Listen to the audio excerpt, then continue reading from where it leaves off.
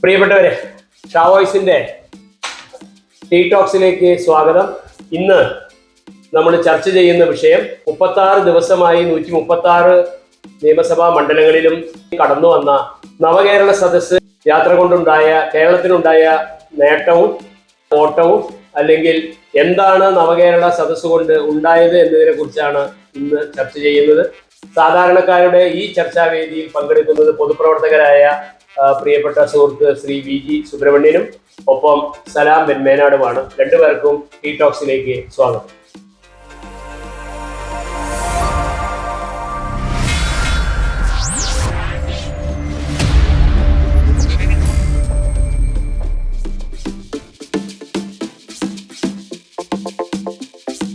നമുക്കറിയാവുന്നതുപോലെ കഴിഞ്ഞ 36 ദിവസങ്ങളായി ഡിസംബർ 24 വരെ 136 മണ്ഡലങ്ങളുടെയും കടന്നുപോയ നവകേരള സദസ്സ് സമാപിച്ചിരിക്കുകയാണ്. ഈ നവകേരള സദസ്സ് സമാപിക്കുമ്പോൾ അതുകൊണ്ട് കേരളത്തിനുണ്ടായ നേട്ടമെന്ത്, അത് നേട്ടമാണോ അതോ ഓട്ടമാണോ എന്നതിനെ കുറിച്ചൊക്കെയാണ് നമുക്ക് ചർച്ച ചെയ്യാനുള്ളത്. നവകേരള സദസ്സ് കൊണ്ട് കേരളത്തിന് സംഭവിച്ചത് എന്ത് എന്നാണ് ഇന്നത്തെ വിഷയം. തുടങ്ങി വെക്കുന്നത് സുബ്രഹ്മണ്യൻ. ഇവിടെ സൂചിപ്പിച്ചതുപോലെ കഴിഞ്ഞ നവംബർ മാസം 18-ാം തീയതി ആരംഭിച്ച നവകേരള സദസ്സ് കേരളത്തിൻ്റെ മുഖ്യമന്ത്രിയും 20 മന്ത്രിമാരും ഒരുപക്ഷെ ജനാധിപത്യ പ്രക്രിയയിൽ ഇത്തരം ഒരു സംഭവവികാസം ലോക ചരിത്രത്തിൽ ആദ്യമാവും. അത്തരമൊരു ചരിത്രപരമായ ദൗത്യ നിർവഹണത്തിൻ്റെ ഭാഗമായി കേരളത്തിൻ്റെ വടക്കേയറ്റം മുതൽ തെക്കേയറ്റം വരെ കേരളത്തിലെ എല്ലാ നിയോജകമണ്ഡലങ്ങളിലും പ്രവേശിച്ച് ഇടതുപക്ഷ ജനാധിപത്യ മുന്നണി ഗവൺമെൻറ്റിൻ്റെ നേട്ടങ്ങൾ, അഥവാ കഴിഞ്ഞ 7-7.5 വർഷക്കാലമായി രാജ്യത്ത് സംസ്ഥാനത്ത് നടപ്പിലാക്കിക്കൊണ്ടിരിക്കുന്ന വികസന പ്രവർത്തനങ്ങളെ സംബന്ധിച്ചും അവശേഷിക്കുന്ന 2.5 വർഷക്കാലത്തെ പ്രവർത്തനങ്ങൾ അത് ജനങ്ങളുമായി സംവദിച്ചുകൊണ്ട് ജനങ്ങളുടെ അഭിപ്രായം ആരാഞ്ഞുകൊണ്ട് അത് കുറെ കൂടി ശക്തമായി മുന്നോട്ട് കൊണ്ടുപോകാൻ ഉതകുന്ന തരത്തിലേക്ക് ഒരു ക്രോഡീകരണം നടത്തുക എന്ന ലക്ഷ്യത്തോടെയാണ് ഇടതുപക്ഷ ജനാധിപത്യ മുന്നണിയുടെ നേതൃത്വത്തിലുള്ള ഈ ഗവൺമെൻറ് കേരള സമൂഹത്തിനാകെ ഒരു മാതൃകയായി പുറപ്പെട്ടത്. തീർച്ചയായും ഈ കഴിഞ്ഞ 36 ദിവസത്തിനിടയിൽ കേരളത്തിൻ്റെ സാമൂഹ്യ മണ്ഡലത്തിൽ ഏകദേശം ലക്ഷക്കണക്കിന് വരുന്ന ജനങ്ങളുമായി സംവദിക്കാനായി. ഓരോ ദിവസവും നവകേരള സദസ്സിലേക്ക് പോകുന്നതിന് മുമ്പ് മുഖ്യമന്ത്രിയും മന്ത്രിമാരുമടക്കമുള്ള സംഘം അവിടുത്തെ പ്രധാനപ്പെട്ട പ്രവർത്തകർ എന്ന് പറയുമ്പോൾ സാമൂഹ്യ മേഖലയിൽ വ്യത്യസ്തങ്ങളായ നില സ്വീകരിക്കുന്ന ആളുകളെ പൗരപ്രമുഖർ എന്ന് വിശേഷിപ്പിക്കുന്ന വ്യത്യസ്തങ്ങളായ മേഖലയിലെ ജനങ്ങളുമായി സംവദിച്ചുകൊണ്ട് അവരുമായി ആശയവിനിമയം നടത്തിക്കൊണ്ട് ഓരോ പ്രദേശങ്ങളിലും ഓരോ മണ്ഡലങ്ങളിലും വ്യക്തിപരമായതും സമൂഹത്തിനെ ബാധിക്കുന്നതുമായ പ്രശ്നങ്ങൾ എന്ത് എന്നത് മനസ്സിലാക്കി അവരുടെ കൂടി അഭിപ്രായങ്ങൾ ആരാഞ്ഞ് പുതിയ നിർദ്ദേശങ്ങൾ ഉൾക്കൊണ്ടുകൊണ്ട് ആണ് ഓരോ നവകേരള സദസ്സിലേക്കും മുഖ്യമന്ത്രിയും മന്ത്രിമാരും ചെന്നെത്തുന്നത്. അത് ഒരുപക്ഷെ ഇന്ത്യക്ക് മാതൃകയാണ്, ലോകത്തിന് മാതൃകയാണ്. ഒരു ജനാധിപത്യ രീതിയിൽ തിരഞ്ഞെടുക്കപ്പെട്ട ഒരു ഗവൺമെൻറ് ജനങ്ങളുടെ ഇടയിലേക്ക് ഇറങ്ങി വരിക, ജനങ്ങളുമായി സംവദിച്ചുകൊണ്ട് നേട്ടകോട്ടങ്ങളെ സംബന്ധിച്ചുള്ള പരിശോധന നടത്തുക, കഴിഞ്ഞ 7 വർഷക്കാലത്തെ ഭരണത്തിൻ്റെ നേട്ടങ്ങൾ ജനങ്ങളുമായി സംവദിക്കുക, നിലവിലെ രാഷ്ട്രീയ സംഭവവികാസങ്ങൾ ചർച്ച ചെയ്യപ്പെടുക എന്ന ലക്ഷ്യത്തോടെയാണ് ഈ പ്രവർത്തനം ഏറ്റെടുത്തത്. തീർച്ചയായും കേരളത്തിൻ്റെ സാമൂഹ്യ മണ്ഡലത്തിൽ വലിയ തോതിലുള്ള ഒരു മുന്നേറ്റം ഉണ്ടാക്കാൻ അത് സഹായിച്ചു എന്നാണ് എനിക്ക് പറയാനുള്ളത്. ഇതില് പലവട്ടം സുബ്രഹ്മണ്യൻ പറഞ്ഞതുപോലെ അത് കേരള ചരിത്രത്തിൽ ആദ്യമായി, ഒരുപക്ഷെ ഇന്ത്യയിൽ ലോകത്ത് തന്നെ ആദ്യമായി നടന്ന ഒരു സംഭവമാണ് നവകേരള സദസ്സ്. അതിന്റെ ഒരു സംഘാടനം അല്ലെങ്കിൽ അതിന്റെ ഒരു നടപടിക്രമങ്ങൾ അങ്ങനെ നടന്നതുകൊണ്ട് കേരളത്തിന് എന്തെങ്കിലും നേട്ടമുണ്ടായതായിട്ട് സലാമിന് തോന്നുന്നുണ്ടോ? എന്താണ് സലാമിന് അതിനെ കുറിച്ച് പറയാനുള്ളത്? അല്ല, ഞാൻ VG പറഞ്ഞു കൊടുത്തെന്ന് ആരംഭിക്കാനാണ് ഉദ്ദേശിക്കുന്നത്. ഇപ്പോൾ ഇതിലിപ്പോൾ നമ്മുടെ ടീ ടോക്കിലെ ഒരു പ്രധാനപ്പെട്ട ചോദ്യം എന്തായിരുന്നു എന്ന് വെച്ചാൽ, കേരളത്തിലെ ഏകദേശം ഈ 36-40 ദിവസം കൊണ്ട് ഒരു മന്ത്രിസഭ മുഴുവൻ, കാരണം ശരിക്കും പറഞ്ഞാൽ കേരളത്തിലൊരു ഭരണസ്തംഭനായിരുന്നു. തിരുവനന്തപുരത്ത് ഒരു മന്ത്രിമാരില്ല. അതിൻ്റെ ഒക്കെ ആഫ്റ്റർ എഫക്റ്റ് ഇപ്പോൾ നമ്മൾ കണ്ടുകൊണ്ടിരിക്കുന്നുണ്ട്. അതിലേക്ക് ഞാൻ പിന്നീട് വരാം. ഇവരൊക്കെ കൂടി കാസർഗോഡ് മുതൽ തിരുവനന്തപുരം വരെ ഈ യാത്ര ചെയ്തപ്പോൾ എന്താണ് കേരളത്തിനുണ്ടായ നേട്ടമെന്ന് ഈ യാത്രയുടെ സമാപനത്തിൽ ആ യാത്രയുടെ തലവനായിട്ടുള്ള മുഖ്യമന്ത്രി പോലും വിശദീകരിച്ചില്ല. അതിലേ ഇടയ്ക്ക് കയറി പറയാം അല്ല, ഇതിലെന്താ കാര്യം വെച്ചാൽ ഇപ്പോൾ ഇതിന്റെ ആഫ്റ്റർ ഇഫക്റ്റ് ആ സമയത്ത് സമാപന ദിവസം ഉണ്ടാവും എന്നുള്ളതല്ല, അങ്ങനെ കാണുന്നതാണ് വിഷയം. അതായത് ഇപ്പോൾ തന്നെ നമുക്ക് ഏകദേശം ഒരു 6,21,207 അപേക്ഷകൾ, പരാതികൾ നമുക്ക് ലഭിക്കേണ്ടായി. അല്ല, കിട്ടിയ പരാതി സമയബന്ധിതമായി നമ്മൾ നേരത്തെ കൂട്ടി തീരുമാനിച്ചതാണ്. നേരത്തെ കൂട്ടി തീരുമാനിക്കുക എന്ന് പറഞ്ഞാൽ അത് നടപ്പിലാക്കിക്കൊണ്ടിരിക്കുകയാണ്. കിട്ടിയ പരാതികളെ കിട്ടിയ പരാതികളുടെ അടിസ്ഥാനം പരിശോധിച്ച് അതിന്റെ ഗൗരവം പരിശോധിച്ച് നേരത്തെ കൂട്ടി പറഞ്ഞു. അതായത് പ്രാദേശികമായി പരിഹരിക്കേണ്ട പ്രശ്നങ്ങൾ 15 ദിവസത്തിനകം പരിഹരിക്കും. മാക്സിമം 45 ദിവസം സമയമെടുത്തുകൊണ്ട് സംസ്ഥാനത്ത് തന്നെ പരിശോധിക്കപ്പെടേണ്ട വിഷയങ്ങളാണ് പരിശോധിച്ച് അതിന് തീർപ്പ് കൽപ്പിക്കും. അത് പറഞ്ഞതാണ്. ആ അർത്ഥത്തിൽ ഇപ്പൊ കിട്ടിയ പരാതിയുടെ അടിസ്ഥാനത്തിൽ കൃത്യമായി അതിന്റെ നടപടിക്രമങ്ങൾ ആരംഭിച്ചു. മാത്രമല്ല ആരംഭിച്ചു എന്ന് പറയുമ്പോ വിജി അതിലൊരു വിഷയമുള്ളത്, ആദ്യത്തെ പരിപാടി നടന്ന് ഇപ്പോ 40 ദിവസങ്ങളോളായി. ഈ 40 ദിവസമായാൽ ഇവിടെ പറഞ്ഞത് 3 ഘട്ടങ്ങളായിട്ട് ഈ കാര്യങ്ങൾ പരിഹരിക്കാൻ ശ്രമിക്കുമെന്നാണ് സർക്കാർ പറഞ്ഞിട്ടുള്ളത്. ആദ്യത്തെ 15 ദിവസം, പിന്നെ 30 ദിവസം, പിന്നെ 45 ദിവസം. ഇപ്പോ ആദ്യത്തെ 15 ദിവസം കഴിഞ്ഞു പല മണ്ഡലങ്ങളിലെയും, ആദ്യത്തെ 30 ദിവസം കഴിഞ്ഞു, ആദ്യത്തെ 45 ദിവസം ആയിട്ടില്ല എന്ന് പറയാം. പക്ഷെ ഈ ഒരു കാലഘട്ടത്തിൽ ആദ്യത്തെ 15 ദിവസം കൊണ്ട് എന്ത് പരാതികളാണ് പരിഹരിച്ചത് എന്ന് കേരള സമൂഹത്തോട് ഇതുവരെ പറഞ്ഞിട്ടുണ്ട്? അല്ല, ഇത് ഒരു ബാലിശമായ ചോദ്യമാണ്. അതായത് ഒരു ഗവൺമെന്റിന്റെ ഇതിപ്പോ ഏതെങ്കിലും ഒരു മുന്നണി സംവിധാനത്തിന്റെ ഭാഗമായിട്ടുള്ള പര്യടനം ആയിരുന്നില്ല, സംസ്ഥാന സർക്കാരിന്റെ നിയന്ത്രണ പരിപാടിയായിരുന്നു. അതുകൊണ്ട് അല്ല, നേരത്തെ സലാം പറഞ്ഞതുപോലെ ഈ മന്ത്രിസഭാ യോഗം ചേരുന്നത് ഉൾപ്പെടെ ആകെ നിഷ്ക്രിയമായി എന്നൊരു അഭിപ്രായം കൊണ്ടുവന്നു. കൃത്യമായി എല്ലാ ബുധനാഴ്ചകളിലുമാണ് മന്ത്രിസഭാ യോഗം ചേരുന്നതെങ്കിൽ കൃത്യമായി അതേ ദിവസം അല്ലെങ്കിൽ കൃത്യമായി അതിന്റെ അടുത്ത ദിവസങ്ങളിൽ കൃത്യമായി മന്ത്രിസഭാ യോഗങ്ങൾ ചേർന്ന് അടിയന്തരമായി പരിഹരിക്കേണ്ട പ്രശ്നങ്ങൾ പരിഹരിച്ച് ചർച്ച ചെയ്യപ്പെടേണ്ട പ്രധാന പ്രശ്നം ചർച്ച ചെയ്ത് തീരുമാനമെടുത്താണ് ഗവൺമെന്റ് പോകുന്നത്. ഒരു കാരണവശാലും ഈ യാത്രയുടെ ഭാഗമായി ഞാൻ പറഞ്ഞോട്ടെ, ഈ യാത്രയുടെ ഭാഗമായിട്ട് ഏതെങ്കിലും നിലയിലുള്ളൊരു നിഷ്ക്രിയത്വം അല്ലെങ്കിൽ ഉണ്ടായിട്ടില്ല എന്നാണ് പറയാനുള്ളത്. അല്ല, അതിലെ ഞാനൊരു കാര്യം പറയാം. ഇപ്പോ ഒരു ഗവൺമെന്റ് ജനപ്രതിനിധികളാണ്. ഈ ഗവൺമെന്റ് എന്ന് പറയുന്നത് ജനങ്ങളുടെ വിഷയങ്ങളിൽ ഇടപെട്ട് ജനങ്ങളുടെ പ്രശ്നങ്ങൾ പരിഹരിക്കാൻ വേണ്ടിയിട്ടാണ് ഈ 140 മണ്ഡലങ്ങളിലും ജനങ്ങൾ ഈ ജനപ്രതിനിധികളെ തെരഞ്ഞെടുത്തിട്ടുള്ളത്. അവർ ആ വിഷയങ്ങളെ പഠിക്കുകയും പരിഹരിക്കുകയും ചെയ്യേണ്ടവരാണെന്നുള്ള നിർബന്ധിതമായ കാര്യമാണ്.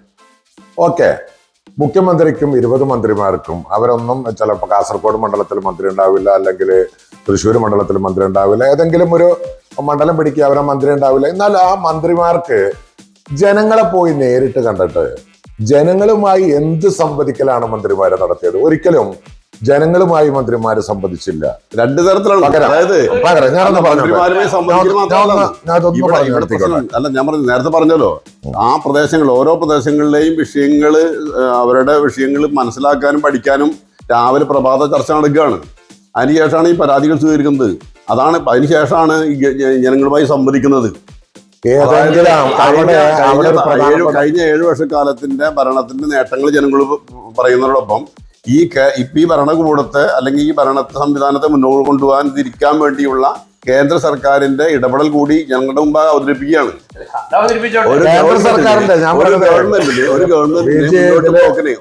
ഇതൊരു സംസ്ഥാനത്തെ പ്രശ്നമാണ്, അല്ലാണ്ട് കേന്ദ്ര സർക്കാർ നമ്മുടെ സംസ്ഥാനത്തിന് കിട്ടേണ്ട ഫണ്ടുകൾ അനുവദിക്കാതിരുന്നാല്, അല്ലെങ്കിൽ നമ്മുടെ സംസ്ഥാനത്തെ ഏതെങ്കിലും തരത്തിൽ കൊടുക്കുന്നുണ്ടെങ്കിലൊക്കെ അതിനെ എതിർക്കണം എന്നുള്ള ഒരു പക്ഷക്കാരനും കൂടിയാണ് ഞാൻ. തീർച്ചയായും എതിർക്കപ്പെടേണ്ടതാണ്, അതൊക്കെ എതിർക്കപ്പെടേണ്ടതാണ്. കേരളത്തിൽ കോൺഗ്രസ് പാർട്ടി നേതൃത്വം കൊടുക്കുന്ന പ്രതിപക്ഷം അതിനോട് കാണിച്ച ഒരു സമീപനമുണ്ട്. അത് ആ സമീപനം അതായത് ഇതൊരു ഗവൺമെന്റിന്റെ പരിപാടിയാണ്. ഗവൺമെന്റ് പരിപാടിയാണ്. സുബിന് മറ്റൊരു കാര്യം പറഞ്ഞു ഇതിന്റെ ഇടയിൽ, വെറുതെ അങ്ങോട്ട് പറഞ്ഞു പോയി. അതായത് കേരളത്തിലെ ഇടയ്ക്കിടയ്ക്ക് മന്ത്രിസഭാ യോഗം ഈ 36 ദിവസങ്ങൾക്കിടയിൽ ബുധനാഴ്ചകളിലായിരുന്നു കേരളത്തിലെ മന്ത്രിസഭാ യോഗങ്ങൾ നടന്നിരുന്നത്. ഇതിന്റെ ഈ ഒരു യാത്രാ പരിപാടിയുടെ ഭാഗമായിട്ട് ചിലപ്പോൾ ദിവസങ്ങൾ അങ്ങോട്ടും ഇങ്ങോട്ടും മാറിയിട്ടുണ്ടാകാം, പക്ഷെ നടന്നു. അതുകൊണ്ട് തന്നെ കേരളത്തിലെ ഒരു കാര്യങ്ങൾക്കും വീഴ്ച വന്നില്ല. കൃത്യമായി ഉത്തരവാദിത്ത ബോധത്തോടെ സർക്കാർ മുന്നോട്ട് പോയി എന്നാണ് സുബ്രു പറഞ്ഞ ഒരു പോയിന്റ്. പക്ഷെ അവിടെ നമ്മൾ കാണുന്നത് ഇന്നലെ നമുക്കറിയാവുന്നതുപോലെ ക്രിസ്മസ് ആയി. ക്രിസ്മസ് ചന്തയിലെ അവസ്ഥ, തൃശ്ശൂർ ക്രിസ്മസ് ചന്ത മേയറും MLA ബാലചന്ദ്രനും കൂടി ഉദ്ഘാടനം ചെയ്യാൻ വന്നിട്ട് അവിടെ ഉദ്ഘാടനം ചെയ്യാതെ പോയി. അവിടെ ഒരു വിഷയമുള്ളത് അല്ല, പറഞ്ഞു കഴിഞ്ഞോട്ടെ നിങ്ങൾ അങ്ങനെ ഉത്തരവാദിത്വം നിർവഹിച്ചു എന്ന് പറയുമ്പോ ആ ക്രിസ്മസ് ചന്തയിൽ നമുക്കറിയാം ഒരു ഉത്സവ കാലത്ത് അല്ലെങ്കിൽ ഇതുപോലെയുള്ള കാലങ്ങളിൽ ജനങ്ങൾക്ക് വിലക്കുറവിൽ അല്ലെങ്കിൽ വില നിലവാരം പിടിച്ചു നിർത്തിക്കൊണ്ട് ഒരു വലിയ ഹെൽപ്പ് ചെയ്തിരുന്ന ഒരു സംവിധാനമാണ് സിവിൽ സപ്ലൈസ് കോർപ്പറേഷൻ അല്ലെങ്കിൽ സപ്ലൈകോ. അവിടെ അവശ്യ സാധനങ്ങൾ 13 പേര് പറഞ്ഞിട്ട് 13 12 കിട്ടാത്ത തരത്തിലുള്ള അവസ്ഥയുണ്ടായിട്ട് അതിന്റെ ഉദ്ഘാടനം നടന്നില്ല. അവിടെ പറയാനുള്ളത് അതിന് കൃത്യമായി മേൽനോട്ടം വഹിക്കാൻ അല്ലെങ്കിൽ അതിൽ കൃത്യമായി ഇടപെട്ടുകൊണ്ട് ആ സംവിധാനം ഏർപ്പെടുത്താൻ അവിടെ ആരും ഉണ്ടായില്ല എന്നുള്ളതാണ് അതിന് തെളിയുന്നത്. അത് ഈ നവകേരള സദസ് കൊണ്ട് കേരളത്തിലുണ്ടായ ദോഷം എന്ന് പറയേണ്ടി വരും. ഒന്നുകൂടി പറയാനുണ്ട്. ഒന്ന്, നമുക്കറിയാവുന്നതുപോലെ സൗത്ത് ഇന്ത്യയിലെ തന്നെ ഏറ്റവും പ്രധാനപ്പെട്ട തീർത്ഥകേന്ദ്രങ്ങളിൽ ഒന്നായ ശബരിമല. ഈ ശബരിമലയിൽ കഴിഞ്ഞ ദിവസങ്ങളിൽ ഇന്നും ഇന്നലെയും മിനിഞ്ഞാന്നും ഒക്കെയായിട്ട് സംഭവിച്ചുകൊണ്ടിരുന്നത്, അതിനും ഒരു 10 ദിവസം മുമ്പ് സംഭവിച്ചത് നമ്മൾ കേരളം എല്ലാവരും കണ്ടതാണ്. അവിടെ കൃത്യമായി ഇടപെടാൻ ഒരു ദേവസ്വം മന്ത്രിയോ അവിടെ ക്രമീകരണങ്ങൾ ഏർപ്പെടുത്താനോ തിക്കും തിരക്കും ഉണ്ടാവുമെന്ന് എല്ലാവർക്കും അറിയാം. അതിനനുസൃതമായിട്ട് ആവശ്യമായ ക്രമീകരണങ്ങൾ, ശുദ്ധജലം അടക്കമുള്ള സംവിധാനങ്ങൾ ഏർപ്പെടുത്താൻ മുൻകാലങ്ങളിൽ ഇതേ സർക്കാരും ഇതിനു മുന്നിലുള്ള സർക്കാരും ഒക്കെ കൃത്യമായിട്ട് അവർക്ക് നേതൃത്വം കൊടുക്കാൻ കഴിഞ്ഞിട്ടുണ്ട്. പക്ഷെ ഈ തവണ ഈ നവകേരള സദസ്സ് നടക്കുന്ന കാലമായതുകൊണ്ട് ആവണം ഒരുപക്ഷെ വേണ്ട രീതിയിൽ അതിന് ആവശ്യമായ ഒരു നേതൃത്വം കൊടുക്കാനോ അവിടുത്തെ തിരക്കൊഴിവാക്കാനോ അവിടെ കാര്യങ്ങൾ നടത്താനോ പറ്റിയില്ല. ഞാൻ പറയുന്നത് അത് കൃത്യമായും ഈ പറയുന്ന നേരത്തെ സലാമു പറഞ്ഞതുപോലെ കേരളത്തില് പിന്നെ സ്തംഭനം ഉണ്ടായി എന്നതിന്റെ അടയാളമായിട്ടാണ് ഞാനതിനെ ഒരിക്കലും കാണാനാവില്ല. കാരണം ഈ പിന്നെ നമ്മൾ അറിയാം, ഇപ്പോൾ സിവിൽ സപ്ലൈസ് വഴി അല്ലെങ്കിൽ കൺസ്യൂമർ ഫെഡ് വഴി കഴിഞ്ഞ 7 വർഷക്കാലമായി തുടരുന്ന പ്രക്രിയയാണത്. 2016 മുതൽ അധികാരത്തിൽ വന്ന ഗവൺമെന്റ് അന്ന് പ്രഖ്യാപിക്കപ്പെടുകയാണ്. അതായത് 13 ഐറ്റംസുകൾക്ക് വില നിലവാരം പിടിച്ചു നിർത്താൻ ആവശ്യമായ സഹായകരമായ നടപടി സ്വീകരിക്കും.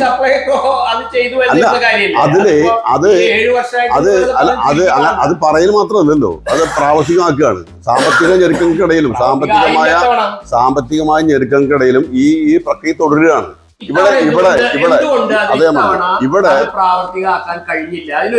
ഇവിടെ ഒരു ദിവസത്തെ 2 ദിവസത്തെ പ്രശ്നം ഉണ്ടായിട്ടുണ്ടാവും, അല്ലാതെ ക്രിസ്മസ് ചന്തയ്ക്ക് യാതൊരു തടസ്സം ഉണ്ടായിട്ടില്ല.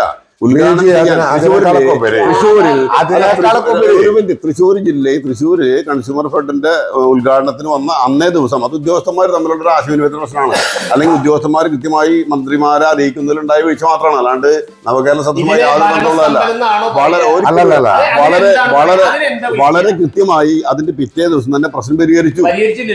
ഇല്ല, അതല്ല ഏറ്റവും പ്രധാനപ്പെട്ട ശബരിമല വിഷയം സാധാരണഗതി നവകേരള സദസ് കൊണ്ട് ജനത്തിനുണ്ടായ ഗുണം ഇപ്പൊ അടുത്ത ദിവസം കഴിഞ്ഞ 2 ദിവസം മുൻപാണ് ഒരു കേരള ബാങ്കിൽ നിന്ന് ലോൺ എടുത്ത ആള് അവർ അപേക്ഷ കൊടുക്കുന്നു. അതിന്റെ ഒരു പരിഹാരം ജപ്തി നടപടി നേരിടുന്നു പറഞ്ഞാൽ 4 ലക്ഷം രൂപയ്ക്ക് ഒരു നടപടി ജപ്തി നടപടി നേരിട്ടുകൊണ്ടിരിക്കുകയാണ്. പരിഹരിക്കണം എന്ന് പറഞ്ഞിട്ട് ഒരു അപേക്ഷ കൊടുത്താല് അതിന്റെ ഒരു റിപ്ലൈ വരുന്നു, 515 രൂപ നിങ്ങൾക്ക് കുറച്ചിട്ടുണ്ട്. ഡിസംബർ 31 വരെ കുടിശ്ശിക നിവാരണം പ്രഖ്യാപിച്ചിരിക്കുന്ന ഒരു സർക്കാർ 515 രൂപ എന്ന് പറഞ്ഞാൽ അതിന്റെ പിഴപ്പലിശ പോലും ആവില്ല. ഒന്ന്. രണ്ടാമത്തെ കാര്യം, നവകേരള സദസ് കൊണ്ട് എന്ത് ഗുണമുണ്ടായി എന്ന് ചോദിച്ചാല് പ്രഭാതത്തില് അവിടുത്തെ കുറച്ച് ആളുകളെ വിളിച്ചു കൂട്ടിയിട്ട് ഞാൻ ചോദിക്കട്ടെ, കേരളത്തിലെ മന്ത്രിമാരും മുഖ്യമന്ത്രിയും വിളിച്ചാല് ഒരുവിധപ്പെട്ട പഞ്ചായത്തിൽ ആരെങ്കിലും ക്ഷണിച്ചിട്ടുണ്ടെങ്കിൽ അവരെ ചായയും ഇഡലിയും കഴിക്കാൻ വരും എന്നുള്ളത് സത്യം. അവരൊക്കെ ഈ കേരളത്തില് ഈ നവകേരള സദസ്സ് നടക്കുന്നതിന് മുൻപും ഈ രാജ്യത്ത് ജീവിച്ചിരുന്ന ആളുകളാണ്. ഞാൻ ഉദ്ദേശിക്കുന്നത്, ഞാൻ ഇതിലെ രാഷ്ട്രീയമല്ല, എന്റെ ഗവൺമെന്റ്, ഞാൻ വിശ്വസിക്കുന്ന എന്റെ ഗവൺമെന്റ് ഈ രാജ്യത്ത് ജനങ്ങൾക്ക് കൊടുക്കേണ്ട കൃത്യമായ കാര്യങ്ങൾ അത് കൊടുക്കാതെ ഒരു 20 മന്ത്രിമാരും മുഖ്യമന്ത്രിയും കൂടി ഇങ്ങനെ യാത്ര ചെയ്ത് പ്രഭാതത്തിൽ ചായ കുടിച്ചു, കുറച്ച് പ്രസംഗിച്ചു, കേന്ദ്ര ഗവൺമെന്റിനെ കുറ്റം പറഞ്ഞു, അല്ലെങ്കിൽ പ്രതിപക്ഷത്തെ കുറ്റം പറഞ്ഞു. അതല്ലാതെ എന്ത് നേട്ടം ഉണ്ടായി ഈ കേരളത്തിന്?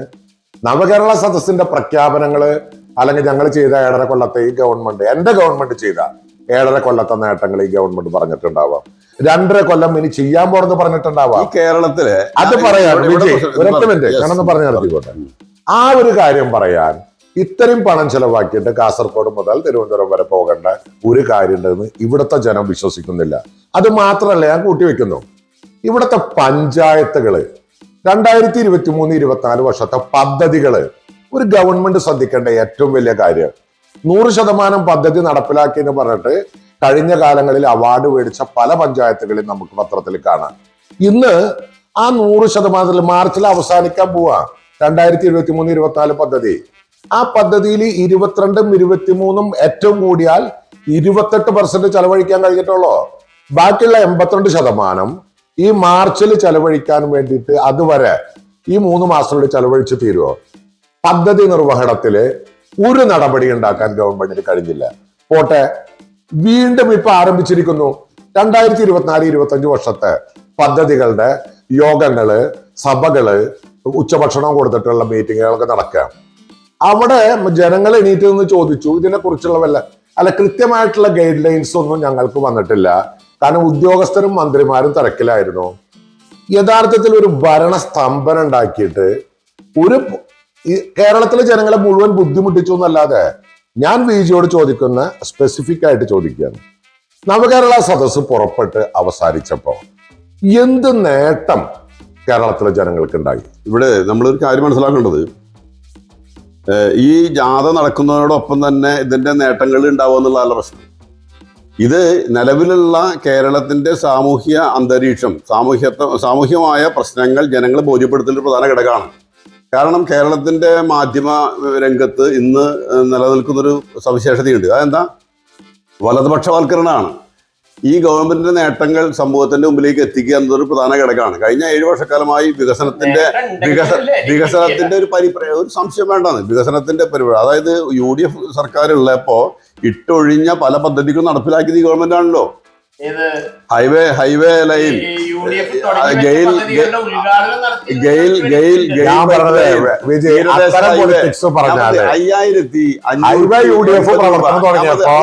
CPM എന്ത് ചെയ്തു എന്നുള്ളത് 5,580 രൂപ സംസ്ഥാന സർക്കാർ മുടക്കിയിട്ടാണ് ഇപ്പൊ തീരദേശ ഹൈവേ വരുന്നത്.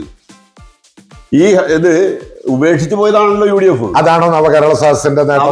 ജനങ്ങളുടെ മുമ്പിൽ അവതരിപ്പിക്കണ്ടേ? അതായത് പ്രചരണമാണ്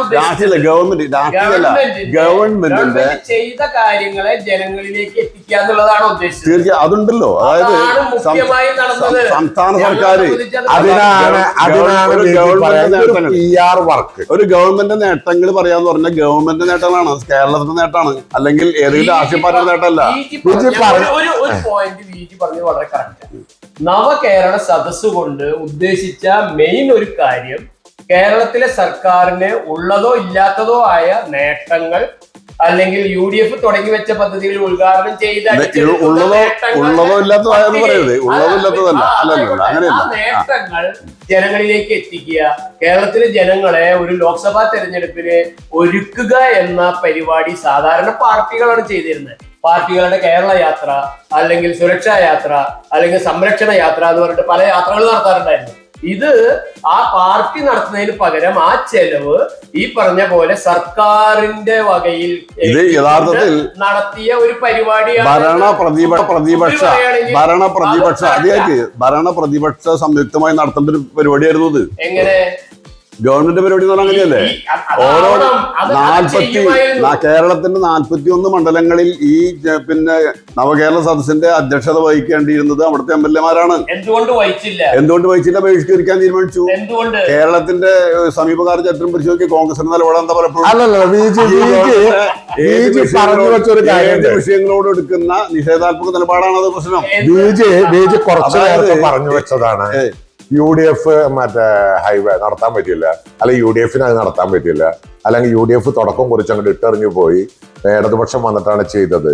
എന്റെ ഗവൺമെന്റ് ഞാൻ ചോദിക്കട്ടെ, ദേശീയ ഹൈവേ നിർമ്മാണമായിട്ട് ബന്ധപ്പെട്ട് ഈ ഇന്ത്യയിലെ ഹൈവേ കേന്ദ്ര സർക്കാരിന്റെ മെയിൻ ഫണ്ട് വന്നപ്പോ അതിനോട് ഇല്ല, ഇത് കേക്ക് സർക്കാർ പ്രവർത്തിച്ചിട്ടുണ്ടാകാം. അല്ല ഞാൻ പറഞ്ഞതല്ല ഇന്ത്യയിലെ ഏതെങ്കിലും സംസ്ഥാനത്ത് അഴിമതിയാണെന്ന് പറഞ്ഞ് അത് നടപ്പാക്കാൻ സമ്മതിക്കില്ല. ഇത് അദാനിക്ക് തീരെഴുതി കൊടുക്കലാണെന്ന് അവിടെയാണ് പ്രശ്നം. അതേ ആ ഒരു പ്രശ്നമുണ്ട്. അദാനിക്ക് അല്ലെങ്കിൽ അതിന്റെ ഒരു കരാറിൽ യാതൊരു മാറ്റവും വരുത്താതെ ഒരു വികസന പ്രവർത്തനത്തിന് തടസ്സം നിൽക്കാന്നുള്ള എൽഡിഎഫിന്റെ കാഴ്ചപ്പാടല്ല, ഒരു സംശയം വേണ്ട. എന്നാൽ അത് ഏതെങ്കിലും കുത്തക മുതലാളിമാർക്ക് കൈമാറുന്നതിനോട് വിയോജിപ്പുണ്ട്. ആ വിഷയം ഉണ്ടാവും. ഇന്ത്യയിലെ ഒരു തുറമുഖം കൊടുക്കുന്നതില് ഇടതുപക്ഷ ജനാധിപത്യ മുന്നണിയുടെ നേതൃത്വത്തിൽ സർക്കാർ വന്നിട്ട് ഉമ്മൻചാണ്ടി വെച്ച കരാറിൽ നിന്ന് എന്ത് മാറ്റാണ് ഉമ്മൻചാണ്ടി വെച്ച ഉമ്മൻചാണ്ടി വെച്ച കരാറൊന്നും വ്യതിചലിക്കാതിരിക്കാനുള്ള കാരണം നാടിന്റെ വികസനം ലക്ഷ്യമായിട്ടാണ്. നാടിന്റെ വികസനത്തിൽ തടസ്സം ഉണ്ടാവുന്നതുകൊണ്ടാണ് ഉമ്മൻചാണ്ടിയാണ് അതല്ല ഇവിടെ ഉമ്മൻചാണ്ടിയാണ് നടത്തുന്നതുകൊണ്ടുള്ള പ്രശ്നം. ഇവിടെ ആര് നടത്തുന്നുള്ളതല്ല. വികസനത്തിന്റെ കാര്യങ്ങളിൽ ആര് വന്നാലും ആര് ചെയ്താലും അത് വികസനത്തിന്റെ നേട്ടമായിട്ട് കാണണം. ഇപ്പൊ നോക്ക്, ഇപ്പൊ ഞാൻ നേരത്തെ സൂചിപ്പിച്ച കാര്യം പറഞ്ഞില്ല. അതായത് നാഷണൽ ഹൈവേ ഇന്ത്യയിലെ ഒരു സംസ്ഥാനത്തിനും ഇത്ര ഭീമമായ തുക വഹിക്കേണ്ടി വന്നിട്ടില്ല. എന്റെ നാഷണൽ ഹൈവേ കേരളത്തിൽ വരുമ്പോ കേന്ദ്ര സർക്കാർ ഇങ്ങനെ ഉപാധി വെച്ചത്, അതായത് ഭൂമി ഏറ്റെടുക്കുന്നതിന്റെ ചെലവിന്റെ 25% ഈ സംസ്ഥാന സർക്കാർ കൊടുത്തല്ലോ. കാരണം വികസനത്തിന്റെ കാര്യങ്ങളിൽ ആ സാമ്പത്തിക കാര്യങ്ങളിൽ തടസ്സം ഉണ്ടാവരുത് എന്ന കാഴ്ചപ്പാടിന്റെ കൂടി അടിസ്ഥാനത്തിലാണ് 5225 കോടി രൂപ സംസ്ഥാന സർക്കാർ കൊടുത്തത്. ഇന്ത്യയിലെ ഏതെങ്കിലും സംസ്ഥാനത്ത് UDF കോൺഗ്രസ് ഭരിക്കുന്നതാവട്ടെ BJP ഭരിക്കുന്നതാവട്ടെ ഏതെങ്കിലും സംസ്ഥാനത്ത് ഇങ്ങനെ ഒരു ഉപാധി കേന്ദ്ര സർക്കാർ വെച്ചിട്ടുണ്ടാ? എന്താ കേരളത്തിലെ കോൺഗ്രസ് പാർട്ടിയുടെ നിലപാട്? കേരളത്തിന്റെ വികസനം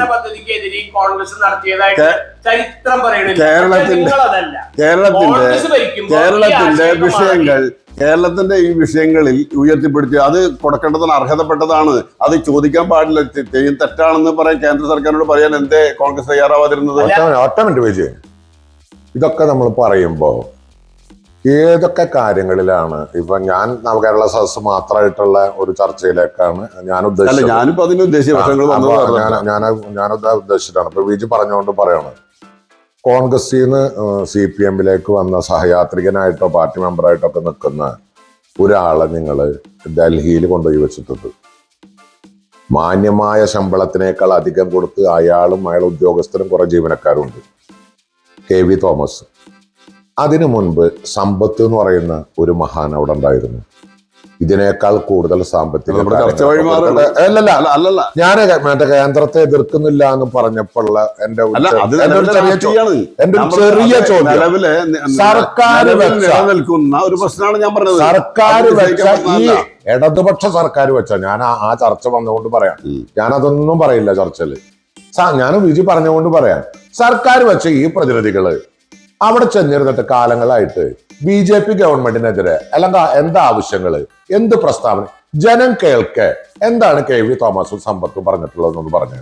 കോൺഗ്രസിന്റെ MP-മാരെ വിജി പറയുമ്പോ കോൺഗ്രസ് അതിനുവേണ്ടി കൃത്യമായ നിലപാട് സ്വീകരിച്ചില്ല എന്ന് പറയുമ്പോ നമ്മുടെ ഗവൺമെന്റിന്റെ എന്റെ ഗവൺമെന്റിന്റെ ചെലവില് എന്റെ നികുതി പണത്തിന്റെ ചെലവില് ഡൽഹിയിൽ ഇരിക്കണ ഈ മഹാന്മാര് എന്താ ചെയ്ത്? അല്ല ഇതിലെ എന്തുകൊണ്ട് ചെയ്തില്ല എന്ന് ഇടതുപക്ഷം എപ്പോഴെങ്കിലും ചോദിച്ചു? അല്ല അത് ചെയ്യായില്ല. ഇവിടെ എന്താ പ്രശ്നം എന്ന് വെച്ചാൽ കേന്ദ്ര സർക്കാരിന് കേരളത്തോടൊരു മനോഭാവത്തിന്റെ പ്രശ്നമുണ്ട്. അത് നമുക്ക് കാണാനാവാതിരിക്കാം, നിഷേധിക്കാനാവണമെന്നല്ല.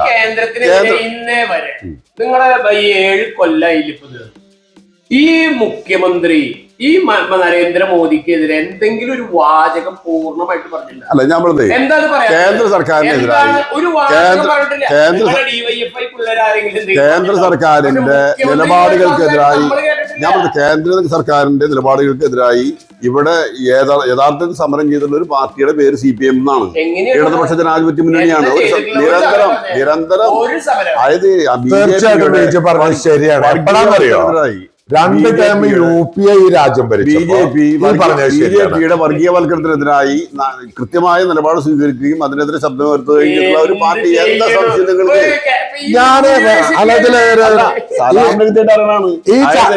ഈ ചർച്ചകൾ പലപ്പോഴും പ്രതിപക്ഷ രാഷ്ട്രീയ പ്രസ്ഥാനം എന്ന നിലയിൽ അല്ല, ഞങ്ങളുടെ ഈ കേന്ദ്ര സർക്കാരിനെതിരായിട്ടുള്ള പ്രതിപക്ഷം എന്ന നിലയിൽ ഞങ്ങൾ പരസ്പരം യോജിച്ച് പലപ്പോഴും സമരം ചെയ്തിട്ടുണ്ട്. ഞാനിതിൽ ചോദിക്കുന്ന കൃത്യമായ ഒരു രാഷ്ട്രീയ പാർട്ടി എന്നുള്ള നിലയ്ക്ക് ഇടതുപക്ഷത്തിന്റെ, ഞാൻ CPM പറയണത്, ബാക്കിയുള്ള ഇടതുപക്ഷത്തെ നിലനിൽക്കുന്ന എല്ലാ പാർട്ടികളെയും ഞാൻ കളയുന്നു. CPM ഈ രാജ്യത്ത് BJP ഗവൺമെന്റ് അധികാരത്തിലേറിയതിനു ശേഷം എത്ര തവണ പെട്രോളിന് വില വർദ്ധിപ്പിച്ചു, എത്ര തവണ പാചകവാതകത്തിന് വില വർദ്ധിപ്പിച്ചു? അത് മറ്റേ വീട്ടിൽ ഉപയോഗിക്കുന്ന പാചകമാവട്ടെ, ഹോട്ടലുകളിൽ ഉപയോഗിക്കുന്ന പാചകമാവട്ടെ, ഇതിനൊക്കെ വില വർദ്ധിച്ചപ്പോ കഴിഞ്ഞ കാലങ്ങളിൽ UPA ഗവൺമെന്റ് ഈ രാജ്യം ഭരിച്ചിരുന്ന ആ 10 വർഷക്കാലം CPM നടത്തിയ സമരങ്ങള് ഈ രാജ്യം മുഴുവൻ സ്തംഭിപ്പിച്ച്, കേരളം സ്തംഭിപ്പിച്ച് സമരം നടത്തിയവരാ CPM. BJP അധികാരത്തിൽ വന്നതിന് ശേഷം ഇത്തരം കാര്യങ്ങൾ നിരന്തരമായി ഉണ്ടായിട്ട് ഏതെങ്കിലും ഒരു മൂലക്ക് ചെന്ന് നിന്ന് CITയും INTUC ഉള്ള സംയുക്ത ട്രേഡ് യൂണിയൻ ഒരു പ്രസംഗം നടത്തിപ്പോയി, അതല്ലെങ്കിൽ ഏതെങ്കിലും ഒരു ജാഥ നടത്തിപ്പോയി കൊല്ലാതെ അത് CPM നടത്തിയിട്ടില്ല. CPM എത്രയോ സമരങ്ങള് നടത്തിയിട്ടില്ല. എന്തെങ്ങനെ പറഞ്ഞാൽ കേന്ദ്ര സർക്കാരിന്റെ നയങ്ങൾക്കെതിരായിട്ട് സമരം ചെയ്ത പാർട്ടി CPM ആണ്. വേറെ ആരുണ്ട്? കോൺഗ്രസ് എവിടെയാണ്? പറഞ്ഞല്ലേ, അല്ലാതെ കോൺഗ്രസ് എവിടെയുണ്ട്? BJPക്കെതിരെ സമരത്തിന് CPM ആണെങ്കിലും ഇടതുപക്ഷ മുന്നണിയാണെങ്കിലും നിരന്തരമായി കേന്ദ്ര സർക്കാരിന്റെ വിലക്കയറ്റം ഉൾപ്പെടെ പ്രശ്നങ്ങൾ പ്രക്ഷോഭരംഗത്തുണ്ട്. എന്താ സംശയം?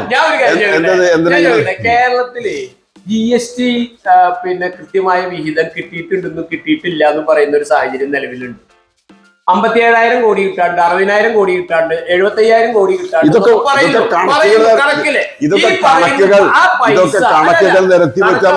കണക്ക് വെച്ചിട്ടാണല്ലോ പറയണേ. ഇത്രയും സംഖ്യ കിട്ടാനുണ്ട്. ആ കിട്ടാനുള്ള പൈസ നേടിയെടുക്കാൻ അവര് പറയുന്ന ഓഡിറ്റ് നടത്തിയിട്ടില്ല. എന്ത് നടപടിയാണ്, സമരമാണ്, എന്താണ് നിങ്ങൾ ഈ അടുത്ത കാലത്ത് നടത്തിയിട്ടുള്ളത്? ഈ GST സംഖ്യ കിട്ടാനായിട്ട്, നമുക്ക് അർഹതപ്പെട്ട സംഖ്യ കേരളത്തിന് കിട്ടാനായിട്ട് എന്ത് സമരം നടത്തി? ഞാൻ ചോദിക്കണം, ഇവിടെ കേന്ദ്ര ഇപ്പൊ ഇത് സമരങ്ങൾ ചെയ്യാൻ മാത്രമല്ല വിഷയം, സമരങ്ങൾ മാത്രമല്ല, ഇപ്പൊ ഈ വിഷയമായിട്ട് ബന്ധപ്പെട്ട് കൃത്യമായ കണക്ക് പല ഘട്ടങ്ങളിലും അല്ലല്ല, ഒരു ഓഡിറ്റിന്റെ കുറവില്ലാന്നേ. എന്താ കേന്ദ്ര സർക്കാർ എടുക്കുന്ന സമീപനം? നിങ്ങൾ ഇപ്പോഴും ആ സോഫ്റ്റ് കോർണറിൽ കാണുകയാണ്. കേന്ദ്ര സർക്കാർ ഇന്ത്യയിലെ സംസ്ഥാനങ്ങളോട്, അതായത് BJP ഇതര സംസ്ഥാനങ്ങളോട് എടുക്കുന്ന സമീപനം എന്ത് എന്നത് കൃത്യമായി അറിയുന്ന രാഷ്ട്രീയ പാർട്ടിയാണ് കോൺഗ്രസ്. പക്ഷെ കേരളത്തിൽ നിങ്ങൾ വേറെ തരത്തിൽ കാണുകയാണ്. കണക്ക് കൊടുക്കേണ്ട കേരളീയം നടന്നു. കണക്ക് വിവരാവകാശം വെച്ച് എഴുതി ചോദിച്ചു. പറയട്ടെ, വിവരാവകാശം വെച്ച് എഴുതി ചോദിച്ചു. കണക്ക് ലഭ്യമല്ലാന്ന് എഴുതി കൊടുത്തത്. അതായത് താല്പര്യമുള്ള കോർപ്പറേറ്റും അല്ലെങ്കിൽ അല്ലാത്തതുമായ കച്ചവട സ്ഥാപനങ്ങൾ അടക്കമുള്ള സംവിധാനങ്ങളെ കൃത്യമായി ഓഡിറ്റ് ചെയ്യാൻ ഇവര് തയ്യാറില്ല. നവകേരള സദസ്സിനെ അവരേക്കുന്ന് ഇതേ GST പോയിട്ട് ലക്ഷക്കണക്കിന് BJP സർക്കാരിനോടുള്ള നിങ്ങളുടെ സോഫ്റ്റ് കോർണർ, കേരളത്തിലെ കോൺഗ്രസ് കോർണർ ഇവിടെ കൃത്യമായി കേരളത്തിൽ വർഷങ്ങളായി കേരളത്തിന്റെ രാഷ്ട്രീയ അധികാരം പിടിക്കാൻ വേണ്ടി BJP കോടിക്കണക്കിന് രൂപ ചെലവഴിച്ചിട്ട് നടത്തിയ ആഭാസകരമായ അനുഭവങ്ങളുണ്ട്. ഇതൊക്കെ അതുപോലെ മറ്റ് സംസ്ഥാനങ്ങളെ, കോൺഗ്രസ് ഭരിക്കുന്ന സംസ്ഥാനങ്ങൾ ഉൾപ്പെടെ, കോൺഗ്രസ് ഇപ്പൊ എത്ര സംസ്ഥാനങ്ങൾ ഭരിക്കേണ്ടത് വേറെ വിഷയം. കോൺഗ്രസ് ഉണ്ടെന്നോ ഒരു സംശയക്കാരില്ല. ഞങ്ങളെ ഒരിക്കലും ഞങ്ങളുടെ പാർട്ടി ഇന്ത്യയിലെ വലിയ പാർട്ടി നിങ്ങളുടെ പാർട്ടി ഈ പാർട്ടി നിങ്ങളിപ്പോ CPMന്റെ നേതാക്കളും പ്രവർത്തകരും പറയുമ്പോൾ നിങ്ങൾ ചെറിയ പാർട്ടിയല്ല. ഇന്ത്യ രാജ്യത്ത് സ്വാതന്ത്ര്യം കിട്ടിയിട്ട് ഇന്ത്യ ഭരിക്കുന്ന സമയത്ത് പ്രതിപക്ഷ നേതാവായി ഉണ്ടായിരുന്ന AKജിയുടെ പാർട്ടി അത്. അതൊക്കെ ഒരുപാട് സംഭവമാണ്. ഒരു മിനിറ്റ് ഞാൻ അവിടെ തന്നെ പറയുന്നത്. കളിയാക്കുന്നത്. അല്ല കോൺഗ്രസ് കോൺഗ്രസിന് അധികാരം ഞാൻ പറഞ്ഞ വിഷയം ഞാൻ പറഞ്ഞത് വർഗീയതക്കെതിരായി കോൺഗ്രസ് എടുക്കുന്ന നിലപാടുകൾ പലപ്പോഴും ചർച്ച ചെയ്യപ്പെടാണ്. മൃദു ഹിന്ദുത്വ സമീപനം സ്വീകരിക്കുന്നത് അല്ലാതെ എന്താ നിങ്ങൾ പറയുന്ന ഞാൻ പലപ്പോഴും ആലോചിക്കാറുണ്ട്. രാഷ്ട്രീയത്തിനപ്പുറത്തേക്ക് കോൺഗ്രസിന്റെ മൃദു ഹിന്ദുത്വം എന്ന് പറയുന്നത് ഒരു മിനിറ്റ്, ഇന്ത്യ രാജ്യത്ത് ഒരു നമ്മൾ ചർച്ച വഴി മാറി. നമ്മളിപ്പോ പൊതു ആകെ ചർച്ച ചെയ്യപ്പെടുകയാണ്. നമ്മളെ നവകേരളത്തിലേക്ക് തന്നെ തിരിച്ചു വരാം. ഇതില് സുബ്രു ഒരു കാര്യം പറഞ്ഞാൽ തിരക്കണില്ല. ഈ പറയുന്ന ആദ്യം പറഞ്ഞ വാചകം ഉണ്ടല്ലോ, കേരളത്തിലെ ഭരണസ്തംഭനം സലാമ പറഞ്ഞു, അത് അങ്ങനെയല്ല എന്ന് VG പറയുകയും ചെയ്തു. ആ കാര്യത്തില് ഏറ്റവും മിനിമം ശബരിമലയിലും സിവിൽ സപ്ലൈസ് കോർപ്പറേഷന്റെ ക്രിസ്മസ് ചന്തകളിലും ഭരണസ്തംഭനം മൂലം അല്ലെങ്കിൽ ഭരണം കൃത്യമായി ഇടപെടാത്തത് മൂലം തകരാറുണ്ടായി എന്ന് പറയാൻ തയ്യാറുണ്ട്. ദേവസ്വം ശബരിമല വിഷയമായിട്ട് ബന്ധപ്പെട്ട് ദേവസ്വം മന്ത്രി 3 തവണയാണ് ശബരിമലയിൽ പോയത്. മുമ്പില്ലാത്ത വിധത്തിൽ 50 ആള് പങ്കെടുക്കേണ്ടടുത്ത് 500 ആള് പങ്കെടുക്കുമ്പോൾ ഉണ്ടാവണ സ്വാഭാവികമായ തിരക്കുണ്ട്. അത് സംശയമൊന്നുമില്ല കാര്യത്തില്. കൊറോണക്കാലം ഒഴികെയുള്ള കാലങ്ങളിലൊക്കെ അല്ലല്ല വ്യത്യസ്തമായിട്ടുള്ള, അതായത് ചില ദിവസങ്ങളിൽ ഉണ്ടാവുന്ന അമിതമായ തിരക്ക്, അത് ഉണ്ടാക്കുന്ന പ്രയാസങ്ങൾ RSSന്റെ സമീപനത്തിൽ കോൺഗ്രസ് വർത്തമാനം പറയുന്നത് ഞാൻ പറയാറുണ്ട്. അതായത്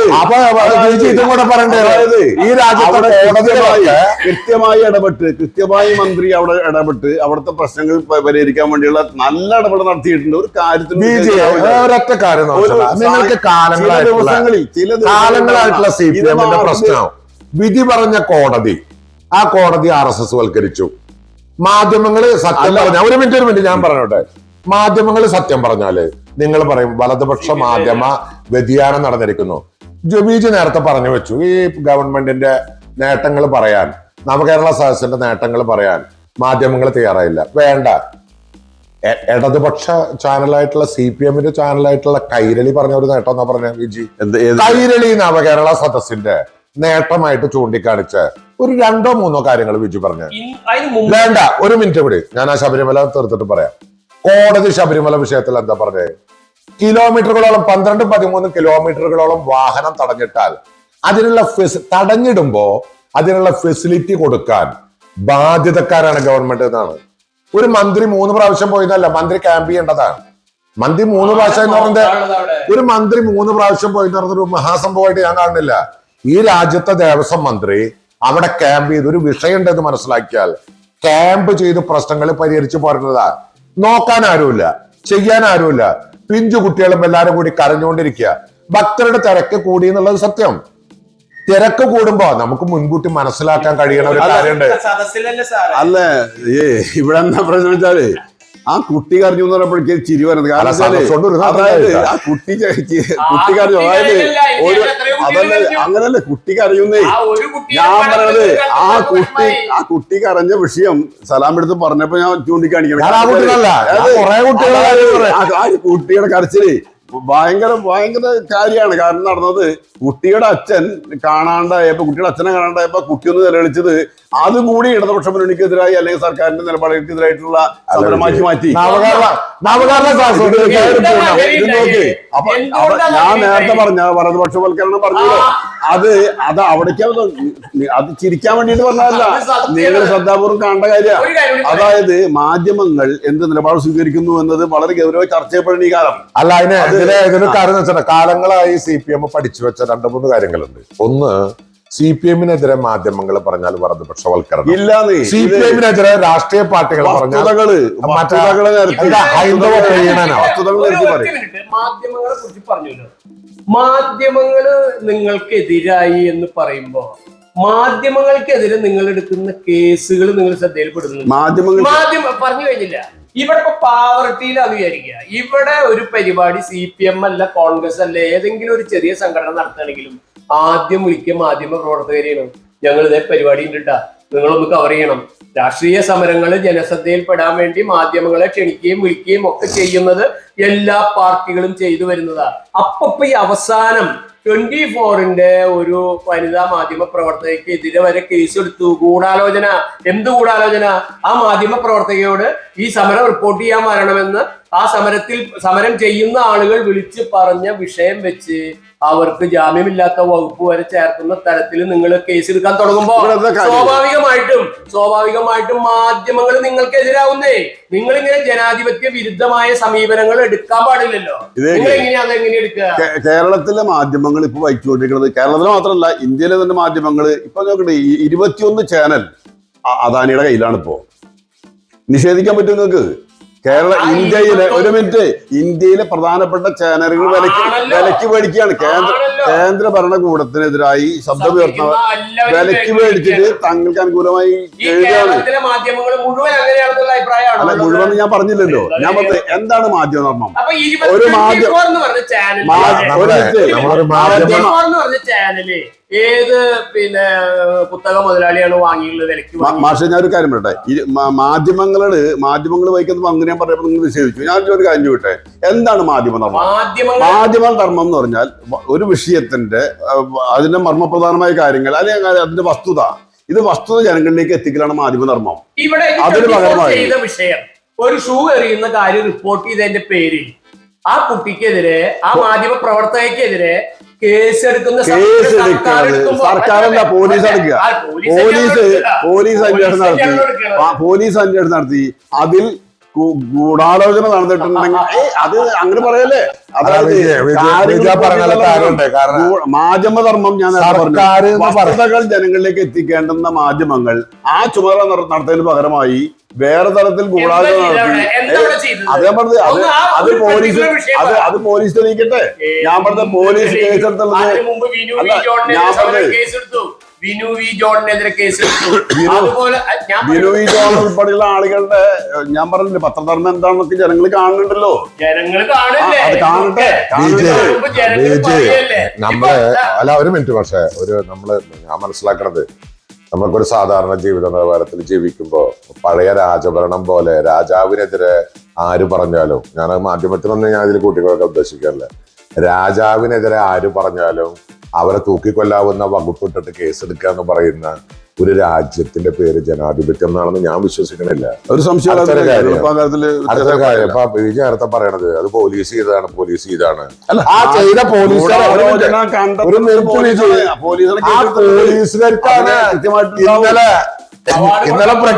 ഇന്നലെ പ്രഖ്യാപിക്കാണ് ഇതൊക്കെ ചെയ്ത പോലീസുകാർക്ക്.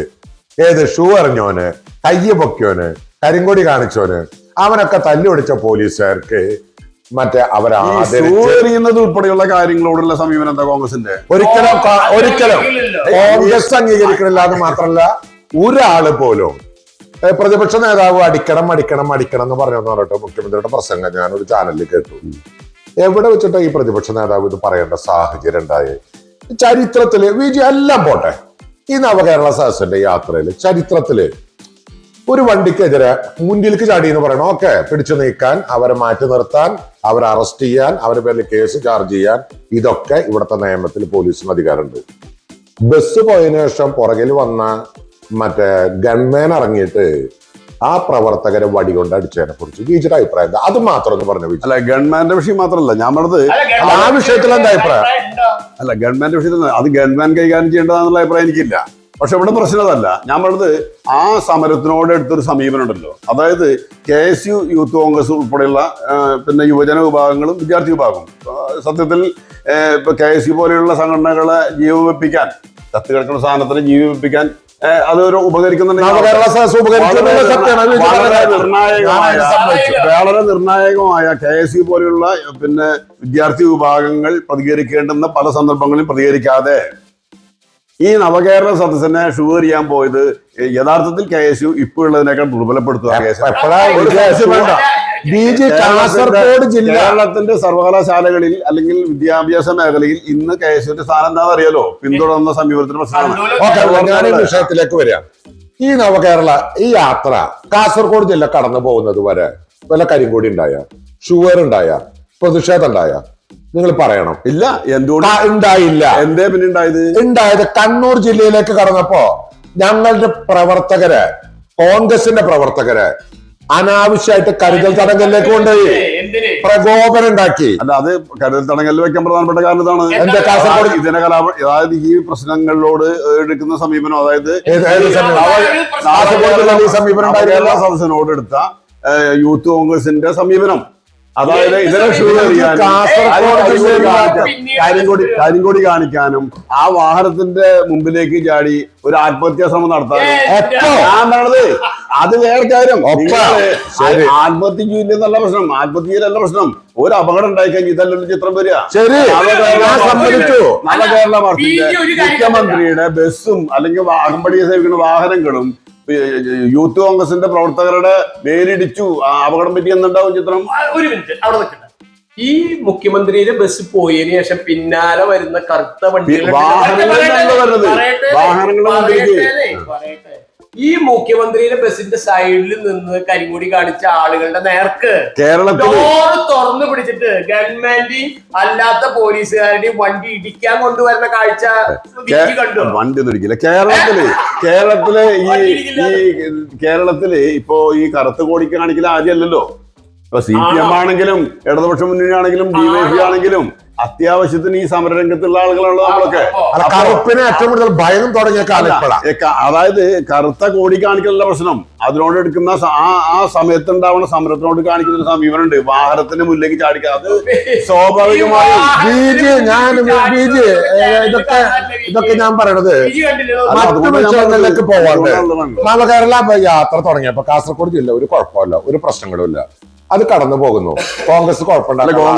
കോൺഗ്രസ് അപ്പോൾ തീരുമാനിച്ചത് ഒരു മിനിറ്റ് ഇല്ലല്ല, കോൺഗ്രസ് അപ്പോഴൊന്നും തീരുമാനിച്ചില്ല.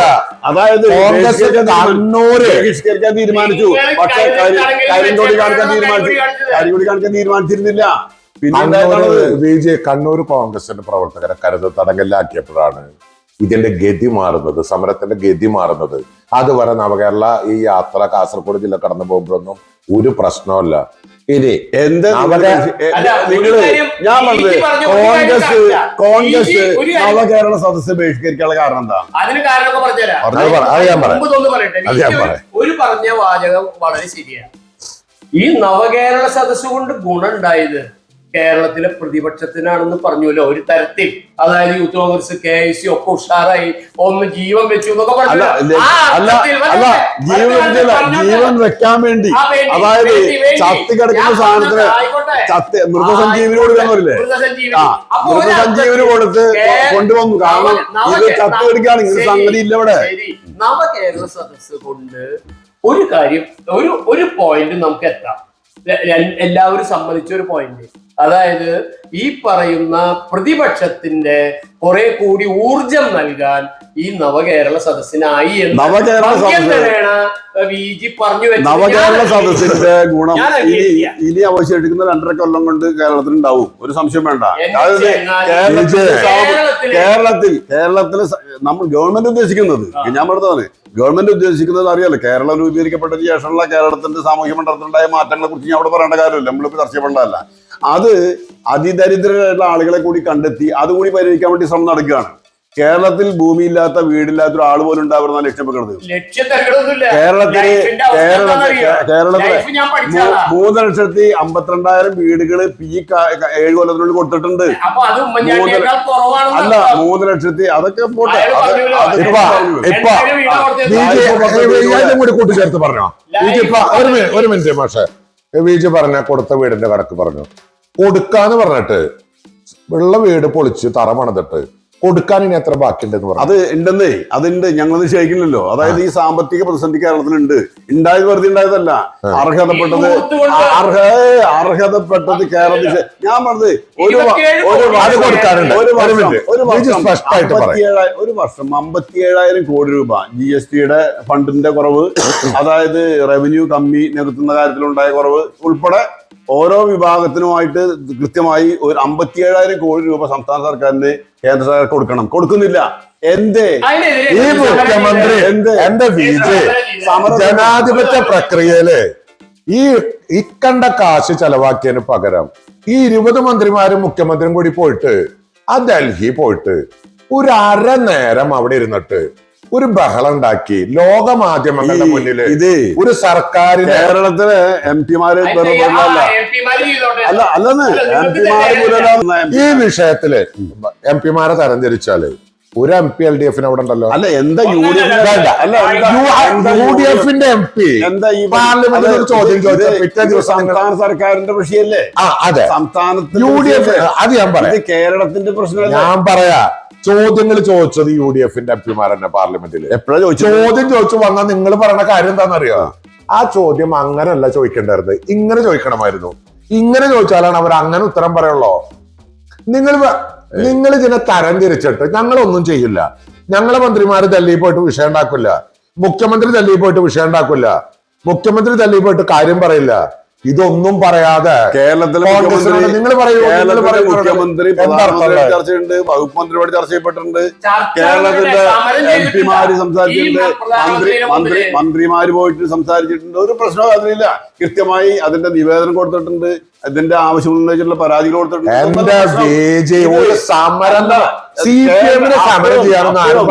നിങ്ങൾ കേന്ദ്ര സർക്കാരിന്റെ ഈ നിലപാടിനോട് നിങ്ങൾ വിയോജിപ്പ് പ്രകടിപ്പിക്കുന്നില്ല. പറയണില്ലല്ലോ. ഞങ്ങൾ സമരം നടത്തിക്കോ, MP-മാര് സമരം നടത്തിക്കോ, നിങ്ങളെ മുഖ്യമന്ത്രിക്കും മന്ത്രിമാർക്കും എന്തുകൊണ്ട് ഈ ഡൽഹിയിൽ ഒരു സമരം നടത്തിക്കൂടാ? എന്താണ് സമരം നടത്താത്തത്? അഡ്ജസ്റ്റ്മെന്റ് തന്നെയാണ്. അവിടെ ശമ്പളം എടുത്തിട്ട് ഒരു അരനേരം അയാളോട് പോയി ഇരിക്കാൻ പറയില്ല. കൊടക്ക് അതായത് ഈ സംസ്ഥാന സർക്കാരിനോട് ഫെഡറൽ സംവിധാനത്തിന്റെ പ്രത്യേകത ഉണ്ടല്ലോ, ശക്തമായ സംസ്ഥാനങ്ങൾ ഉണ്ടാവണ്ടേ? എന്തുകൊണ്ട് മൂടി വെക്കപ്പെടുന്നു? എന്തുകൊണ്ട് നിങ്ങൾ പറയുന്നത് നിങ്ങൾ കേന്ദ്ര ഗവൺമെന്റിനെതിരെ മന്ത്രിമാര് പോവില്ല, സമരം ചെയ്യില്ല, പറയില്ല, മുഖ്യമന്ത്രി പോവില്ല, പറയില്ല. പകരം നിങ്ങള് മുഖ്യമന്ത്രി കൂടെ നിങ്ങളത് മൂടി വെക്കപ്പെടുകയാണ്. പൗരപ്രവർത്തകർക്ക് ചായ കൊടുത്തു. കേരളത്തിലെ ധനകാര്യ വകുപ്പ് മന്ത്രി അവിടെ കേന്ദ്ര ധനകാര്യമന്ത്രി നിർമ്മല സീതാരാമന്റെ മുമ്പിൽ പോയി കാര്യങ്ങൾ അവതരിപ്പിച്ച് കൃത്യമായി നിവേദനങ്ങൾ സമർപ്പിച്ചിട്ട് പോന്നിട്ടുള്ളതാണ്. പിന്നെ സമരം ചെയ്യാത്ത അതിന് സമരം മാത്രമല്ല പ്രശ്നം, സമരമാണല്ലോ. സമരം വസ്തുതകള് സമരം ചെയ്യില്ല പറഞ്ഞത്. അവിടെ നിയമസഭ പാർലമെന്റിനകത്ത് ശബ്ദം കേട്ടുള്ള ചോദ്യം, അല്ലാണ്ട് സമരമല്ല. ഞാൻ 140 MP-മാരെ എടുത്ത് പുറത്തേക്കിട്ട് ഒരു ഏകാധിപത്യം ഭരിക്കുന്ന ഒരു രാജ്യത്ത് നിങ്ങൾ ഏകാധിപത്യത്തിനെതിരെ സമരം ചെയ്ത് മുന്നോട്ട് വന്ന ഒരു സമര പ്രസ്ഥാനമാണ് CPM എന്നുള്ളതിൽ എനിക്ക് സന്തോഷമുള്ള. ഞാൻ പറഞ്ഞത് ആ പ്രസ്ഥാനം ഇവിടെ നിലനിൽക്കണം ആഗ്രഹിക്കുന്ന ആളാ ഞാന്. പക്ഷെ നിങ്ങളിപ്പോ വലതുപക്ഷ വ്യതിയാനം എന്നല്ല അതിനെ പറയേണ്ടത്. നിങ്ങൾ ഒരു തരം മുതലാളിത്ത ഓശാന പാർട്ടിയായിട്ട് നിങ്ങൾ മാറിയിട്ട് ഒരു സമരമുഖത്തേക്ക് നിങ്ങൾ പോവില്ല, പ്രതിഷേധത്തിന് നിങ്ങൾ പോവില്ല. പിന്നെ നിങ്ങൾ രാവിലെ നവകേരള സദസ്സിന്റെ പ്രഭാതത്തില് ഇഡലിയും ഉപ്പുമാവും ദോശയും തന്നിട്ട് എന്തൊക്കെ കാണിച്ചു കൂട്ടി രാജ്യത്ത്. ഒരു തൊഴിലാളി ഈ രാജ്യത്തെ പാവങ്ങൾക്ക് വേണ്ടി നിലകൊള്ളുന്ന ഒരു പ്രസ്ഥാനം CPM എന്ന് അഭിമാനം ഉണ്ട് എനിക്ക്. ആ പ്രസ്ഥാനം ഞാൻ കാണിച്ചോട്ടെ. ഈ സർക്കാരിന്റെ ഇപ്പോ 1600 പെൻഷൻ കൊടുക്കണ്ടല്ലോ സാധാരണക്കാരന്. പറയണ്ട, അത് ഞാൻ പറയണ്ട, അത് നിൽക്കട്ടെ. അതായത് കിട്ടിയിട്ടില്ല. എത്ര മാസം? 5. അപ്പൊ ഇത് കേക്ക് 18 മാസം. അത് കേക്ക് UDF കേരളം ഭരിക്കുമ്പോ 600 രൂപ ഉണ്ടായിരുന്ന പെൻഷൻ 5 വർഷം കൊടുത്തത് 9,011 കോടി രൂപ. ഇതും കൂടി ചേർത്താ പറഞ്ഞു. UDF ഭരിക്കുമ്പോ 600 രൂപ കൊടുത്ത പെൻഷൻ, അതിന്റെ തൊട്ട് മുന്നത്തെ അച്യുതാനന്ദൻ ഭരിക്കുന്ന സമയത്ത് 300 രൂപ കൊടുത്ത പെൻഷൻ ചേർത്ത് പറയാം. 500 രൂപ കൂട്ടിയതായ 500 രൂപ കൊടുത്തു. ഉമ്മൻചാണ്ടി കൊടുക്കുന്ന സമയത്ത് തിരുത്തിക്കോ, ഉമ്മൻചാണ്ടി കൊടുത്തത് 100 രൂപ കൂട്ടി 600. അത് 18 മാസം, 3 മാസം മുതൽ 18 മാസം വരെ കുടിശ്ശിക. 2016 നിയമസഭാ രേഖ തരാം. പെൻഷന്റെ നിയമസഭാ രേഖ തരാം. അത് പറയരുത്. 18 മാസത്തിന്റെ കാര്യം പറയരുത്. 2016 ഗവൺമെന്റ്, പിണറായി ഗവൺമെന്റ് അധികാരത്തിൽ വന്നപ്പോഴാണ് ഘട്ടം ഘട്ടമായി വർദ്ധിപ്പിച്ചത്. ആ ആദ്യത്തെ ഓണത്തിന്, അതായത് ഗവൺമെന്റ് അധികാരത്തിൽ വന്നിട്ടുള്ള ഓണത്തിന് ഏകദേശം പലരുടെ വീടുകളിലും 6000, 8000, 10000, 12000 കിട്ടി. കാരണം ആ 18 മാസത്തെ കുടിശ്ശിക അടക്കം കൊടുത്തു തീർത്തു. ഒരു മാസത്തെ അഡ്വാൻസ് പൈസ അടക്കം കൊടുത്തു തീർത്തു. ഇപ്പോ ഞാൻ പറഞ്ഞോളൂ, ഇതൊന്ന് അവസാനിപ്പിച്ചോട്ടെ. നിങ്ങൾ പറയുന്ന 18 മാസത്തെ കുടിശ്ശിക നിങ്ങളുടെ പല സഖാക്കളും പറയുന്നത് നമ്മൾ കേട്ടു. നിയമസഭയിലടക്കം കൃത്യമായിട്ട് രേഖ വെച്ച് സംസാരിച്ചത് നിങ്ങൾ കണ്ടിട്ടുണ്ട്. നിങ്ങളുടെ സർക്കാർ തോമസ് ഐസക് മന്ത്രി മറുപടി തന്നിട്ടുണ്ട്. ഉമ്മൻചാണ്ടിയുടെ കാലത്ത് 3 മാസത്തെ പെൻഷന് ബാക്കി ഉണ്ടായിരുന്നു. 3 മാസം മുതൽ 12 മാസം വരെ പറഞ്ഞ് പൂർത്തിയാക്കട്ടെ. 18 മാസം വരെ അവിടെ നിൽക്കല്ലേ.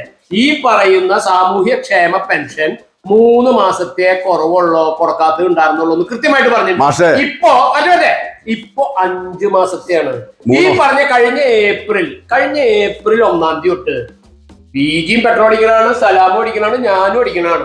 1 ലിറ്റർ അടിക്കുമ്പോ 2 രൂപ കൊടുക്കുന്നുണ്ട്. നമ്മളോട് എന്ത് പറഞ്ഞിട്ടാ ഈ 2 രൂപ വാങ്ങിച്ചത്? ഞാൻ അത് പറഞ്ഞു പൂർത്തിയാക്കട്ടെ. ബിജിയും ഞാനും സലാമും ഒക്കെ 2 രൂപ കൊടുക്കണത് സർക്കാർ പറഞ്ഞത് സാമൂഹ്യ ക്ഷേമ പെൻഷൻ കൊടുക്കാൻ വേണ്ടിട്ടെന്ന് പറഞ്ഞേ. അന്ന് 3 മാസത്തെ കുറവുണ്ടാകുന്ന സാധനം ഇന്ന് 5 മാസമാണ് സാർ. ഇവിടെ ദേവൻ രാമചന്ദ്രൻ എന്ന് പറഞ്ഞ ബഹുമാനപ്പെട്ട ജഡ്ജി പറഞ്ഞത് നിങ്ങൾ കേട്ടുല്ലോ ഹൈക്കോടതിയില്. ആ ജഡ്ജി പറഞ്ഞല്ലോ മറിയക്കുട്ടിയുടെ കേസില്. എന്തിനാണ് ഇങ്ങനെ ഒരു സർക്കാര്? ഈ സർക്കാരിനെ ഇത് നോക്കാൻ നേരല്ല. നവകേരള സദസ്സാണ്. കേരളീയം 27 കോടി നവകേരള സദസ്സിന് കൊടുത്ത കണക്ക് ഇനി പുറത്തു വരും. അതായത് എത്ര ലക്ഷം നടന്ന ഈ പറഞ്ഞ ഇവിടുത്തെ പന്തല് ഞാൻ മനസ്സിലാക്കിയിടത്തോളം പാവറട്ടിയിലെ നവകേരള സദസ്സ്, മണലൂർ നിയോജക മണ്ഡലത്തിലെ നവകേരള സദസ്സിന് വേണ്ടിയുള്ള പന്തലില് ഏതാണ്ട് 30 ലക്ഷം രൂപ ചെലവെന്നാണ് ഞാൻ മനസ്സിലാക്കിയത്. തെറ്റുണ്ടെങ്കിൽ ബിജി തിരുത്തിക്കോ.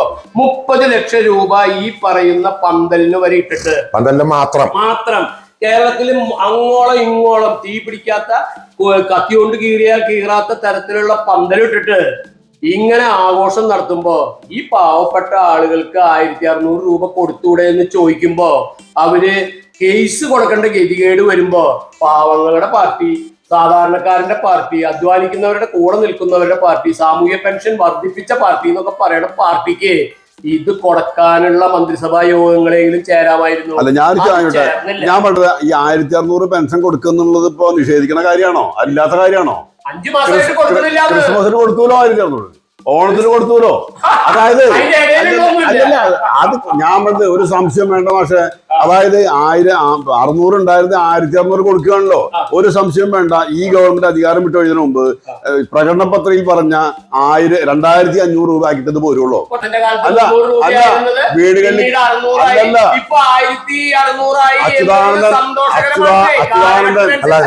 അത് ലോകത്തില് അല്ലെങ്കിൽ ഇന്ത്യയിലെ ഒരു സംസ്ഥാന സർക്കാർ ഓരോ വർഷവും അതിന്റെ പ്രോഗ്രസ് റിപ്പോർട്ട് പുറത്തിറക്കി കഴിഞ്ഞ കാല പ്രവർത്തനങ്ങൾ വിലയിരുത്തുന്ന ഒരു സർക്കാർ വേറെ എവിടെയെങ്കിലും ഉണ്ടായിട്ടുണ്ടാ? ഒറ്റ കാര്യം ഞാൻ പറയട്ടെ. വിഷുവിന് ഒരാൾ പടക്കം പൊട്ടിക്കണില്ലേ എന്ന് ചോദിച്ച ഒരാളോടെ, ചേട്ടാ വിഷുവിന് പടക്കം പൊട്ടിക്കണില്ലേ, ഒരു 10 കൊല്ലം പടക്കം പൊട്ടിച്ചൂടെ എന്ന് ചോദിച്ചു. അപ്പൊ അയാളും മറുപടി പറഞ്ഞു, കഞ്ഞി വെച്ചിട്ട് വേണ്ടേ പടക്കം പൊട്ടിക്കാൻ.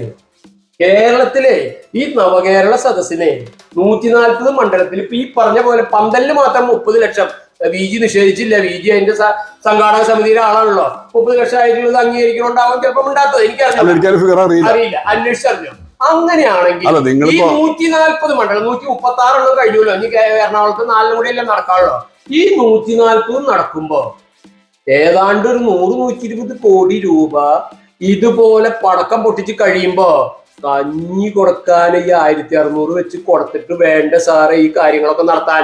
ഇത്രയും സാമ്പത്തിക ബുദ്ധിമുട്ടും സാമ്പത്തിക പരാധീനതകളും ഉള്ളപ്പോ ഈ പറയുന്ന ലോക്സഭാ തെരഞ്ഞെടുപ്പ് പടിവാതിൽക്കൽ എത്തിയപ്പോ ഇങ്ങനെ ഒരു പരിപാടി നടത്തേണ്ട കാര്യം എന്താ? നേരത്തെ ഞങ്ങള്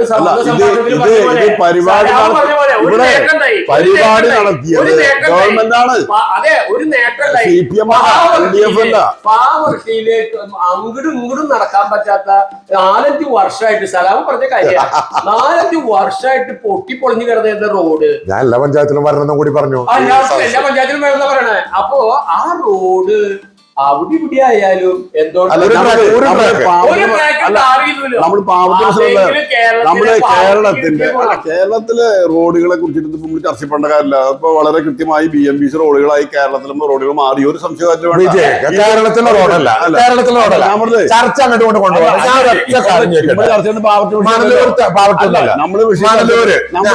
നവകേരള സദസ്സിന്റെ ഒരു ഏരിയ ഞാൻ ഒരു കാര്യം പറയട്ടെ. മണലൂർ നിയോജക മണ്ഡലത്തില് വർഷങ്ങളായിട്ട് യാത്ര ചെയ്യാൻ പറ്റാതെ കഴിഞ്ഞ റോഡ്, കാരണങ്ങൾ എന്തോ ആവട്ടെ, ഞാൻ അതിനെ കുറിച്ച് പറയാനില്ല. റോഡ് യാത്ര ചെയ്യാൻ സുഖകരമായിരുന്നില്ല.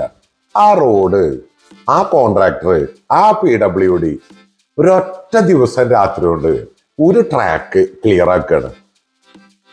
നിങ്ങൾ ഒരു CPM എന്ന് പറയുന്ന ഒരു ആശയം, ഒരു കമ്മ്യൂണിസം ഒരിക്കലും ഒരു രാജാവിന്റെ സ്തുതിപാഠകരും രാജാവിന് പാതയൊരുക്കുന്നവരും രാജാവിന് യാത്ര ചെയ്യാൻ ഞാൻ പ്രതിപക്ഷം ഒരു രാജാവിന് വേണ്ടിയിട്ട് വഴിയൊരുക്കുന്ന CPM ആയി അകപ്പതിക്കുമ്പോ പ്രധാനപ്പെട്ട VIP ആളുകളൊക്കെ വരുമ്പോ ചില ക്രമീകരണമൊക്കെ വരുത്തേണ്ടി വരുമല്ലോ. അതിപ്പോ ആദ്യമായിട്ട് നടക്കുന്ന സംഭവമാണ്. എനിക്കൊരു കാര്യം ഈ കാര്യത്തിൽ ചോദിക്കാണ്ട്, ഇപ്പൊ ആ ചെയ്തിട്ടുള്ളത് ആ വർക്ക് നിലവില് ആ ചെയ്യാൻ പദ്ധതി വെച്ചിട്ടുള്ള വർക്കിന്റെ ഭാഗമായിട്ടാണോ അതോ വേറെയാണോ? അല്ല, അതിന്റെ ഭാഗമായിട്ടുള്ള തന്നെയാണ്. അപ്പൊ ഈ കാര്യം വേണമെങ്കിൽ 3 കൊല്ലായിട്ട് റോഡിന്റെ അടിയിൽ കൂടെ പൈപ്പ് പോകുന്നുണ്ട്, അത് പരിശോധനയ്ക്ക് വിധേയമാക്കുന്നുണ്ട്, അത് ഇട്ട് കഴിഞ്ഞ് ഇത്ര സമയം വേണ്ട കാത്തു വെക്കണമെന്നുണ്ട്, അങ്ങനെ ചില പ്രശ്നങ്ങളുണ്ടല്ലോ. അറിയത് കഴിഞ്ഞിട്ട് ഈ യാത്ര കഴിഞ്ഞപ്പോ അവിടെ കുഴിയാ കുത്തിയിട്ട് ഉണ്ടാവും. അപ്പൊ ഞാൻ പറഞ്ഞോളൂ, നമ്മൾ നേരത്തെ പറഞ്ഞ വിഷയങ്ങൾ മാറുക. അതായത് കേരളത്തില് ഈ ഗവൺമെന്റ് 1600 പെൻഷൻ കൊടുക്കുന്നു എന്ന യാഥാർത്ഥ്യം മുമ്പിലുണ്ട്. അത് ഇത്ര പ്രതിസന്ധികൾ നിലനിൽക്കുമ്പോഴും അത് ക്രിസ്മസിനൊപ്പം കൊടുത്തു, എല്ലാ വീടുകളിലും കത്തിച്ചു, പെൻഷൻ കൊടുത്തു 1600 മാസത്തെ ഡിസംബറിലേക്ക് കൊടുത്തുല്ലോ. ഞാൻ പറഞ്ഞത് കുടിശ്ശികണ്ടെന്ന്, കുടിശ്ശികണ്ട്. അതെ, ഒരു മാസത്തെ പെൻഷൻ കൊടുത്തു. ഞാൻ പറഞ്ഞത് പക്ഷേ ഇത്ര പ്രതിസന്ധി നേരിടുന്ന ഒരു സംസ്ഥാനം, ഞാൻ പറഞ്ഞത് നിപ്പ വന്നു, കോവിഡ് വന്നു, പ്രളയം വന്നു. ഞാൻ പറഞ്ഞത് ജാഥ, നിങ്ങൾ ഉദ്ദേശിച്ച പോലെ ജാഥ അതിന്റെ ഗുണം ഈ കേരളം തിരിച്ചറിയും, ഒരു സംശയം വേണ്ട. ലോകസഭ തെരഞ്ഞെടുപ്പല്ലാതെ അത് രാഷ്ട്രീയം, അത് വേറെ വിഷയം. ഇത് ഗവൺമെന്റിന്റെ, ഞാൻ പറഞ്ഞത് ഇത് ഒരു ഗവൺമെന്റ് പദ്ധതിയാണ്. ഞാൻ പറഞ്ഞത് കേരളത്തിലെ ഈ നവകേരള മാർച്ച് അല്ല അത് നവകേരള 5 മണി കഴിഞ്ഞാ തൊഴിലുറപ്പ് നിർത്താം, അതൊക്കെ നിങ്ങൾ പറഞ്ഞോ. കേരളത്തിന്റെ നവകേരള സദസ്സിന്റെ പങ്കാളിത്തം എന്തായിരുന്നുള്ളത് കേരളത്തിലെ മാധ്യമങ്ങൾ റിപ്പോർട്ട് ചെയ്യുന്നത്. ഇനിയിപ്പോ എത്ര കമ്മ്യൂണിസ്റ്റ് വിരുദ്ധ ആശയം പ്രചരിപ്പിക്കണമെങ്കിലും അത് റിപ്പോർട്ട് ചെയ്തിട്ടുണ്ട്, അത് ഞങ്ങൾ കാണുന്നത് എല്ലാ സ്വീകരണ. നവകേരള മാർച്ചിന് ബദലായിട്ടൊരു സംവിധാനം ഉണ്ടാക്കിയല്ലോ UDF, കോൺഗ്രസ്. എന്തുണ്ടാക്കി? നിയോജകമണ്ഡലാടിസ്ഥാനത്തിൽ നമ്മുടെ വിചാരണ യാത്രകളൊന്നല്ല, അല്ല യാത്രയല്ല. എന്താണ് അതിന്റെ സ്ഥിതി? ഇവിടെ ഇപ്പൊ അന്ന് KP വിശ്വനാഥൻ മരിച്ചുകൊണ്ട് തൃശ്ശൂര് മണലൂര് നടത്തിട്ടില്ല എന്നുള്ളോ. 4-ാം തീയതി 5-ാം തീയതി അത് നടത്തണ്. ഈ ജനുവരി 4-ന് അല്ല നടന്നോട്ടെ. ഞാൻ പറഞ്ഞത് നടന്നിടത്ത അനുഭവം എന്താണെന്നറിയോ? ചില മേശം ഒരു 10-200 ആളുണ്ടാവും. ഞാൻ പറഞ്ഞത് അതായത് UDF-നെ ഒരുമിച്ച് നിർത്താൻ UDF-ന്റെ ഇത് സർക്കാർ പരിപാടിയല്ലേ? UDF-ന്റെ അല്ല, സർക്കാർ പരിപാടിയാണല്ലോ ഇത്. സർക്കാരിന്റെ ആശയം പ്രചരിപ്പിക്കാൻ, അല്ലാണ്ട് CPM-ന്റെ ആശയം പ്രചരിപ്പിക്കാൻ. ഇതിലൊക്കെ കുട്ടികളെ കൊടുത്തിട്ട് കാരണം ഈ കോൺഗ്രസ് നിലപാട് സ്വീകരിക്കാൻ പാടില്ലായിരുന്നു. ഞാൻ ഇതിനോട് ബഹിഷ്കരണ സംവിധാനം. രാഷ്ട്രീയം പറയാം. ശൈലജ ടീച്ചർ ഒരു നിയോജക മണ്ഡലത്തിലെ MLA അല്ലേ? അവര് പ്രസംഗിച്ചു, പ്രസംഗിച്ചു ആ ഒരു 10 മിനിറ്റ് കൂടുതൽ പ്രസംഗിച്ചു. രാജാവിന് ഇഷ്ടപ്പെട്ടില്ല. അത് കഴിഞ്ഞ് തോമസ് ചാഴിക്കാടൻ, അയാള് കയമാണിയുടെ തറവാട്ടില് അവിടെ പോയിട്ട് സമ്മേളനത്തില് പാലയില് തോമസ് ചാഴിക്കാടൻ സ്വാഗതം പറഞ്ഞു. സ്വാഗതത്തില് അവിടെ നടക്കേണ്ട ചില കാര്യങ്ങൾ ചില പരാതികൾ അത് പറഞ്ഞപ്പോ ഒരു സമയക്രമമുണ്ട്. പക്ഷേ ഞാൻ പറഞ്ഞത് അതൊക്കെ ഉണ്ടല്ലോ അതിപ്പോ BD സതീശന് സുധാകരൻ കൂടിയുള്ള പത്രസമ്മേളനം കേരളത്തിൽ കണ്ടല്ലേ. അതായത് ഡാറ്റത്തിന്റെ ആൾരൂപമായിട്ട് മാറിയില്ലേ. അതായത് പിണറായി അല്ലല്ലോ പ്രതിപക്ഷ നേതാവ്, സുധാകരനും പിണറായി അല്ലല്ലോ. കോൺഗ്രസിന് പഠിക്കലല്ലോ CPM അല്ലെന്ന് ഞാൻ പറഞ്ഞോണ്ടത്. ഇത് അതായത് സമയബന്ധിതമായി നടക്കേണ്ട ചില കാര്യങ്ങളില് ചില ക്രമീകരണം വരുത്തുമ്പോ അതിനെ ആക്ഷേപിക്കാൻ വേണ്ടി സമയം കണ്ടെത്തല്ലേ നിങ്ങള്. മാധ്യമങ്ങൾ അല്ല ഞാൻ പറഞ്ഞാണ് അതിന് കഴുത്തിന് പിടിക്കുന്നു. പക്ഷേ അതായത് മാധ്യമങ്ങളെ SFI ആയിട്ട് കാര്യമില്ല. ഇപ്പൊ കേരളത്തില്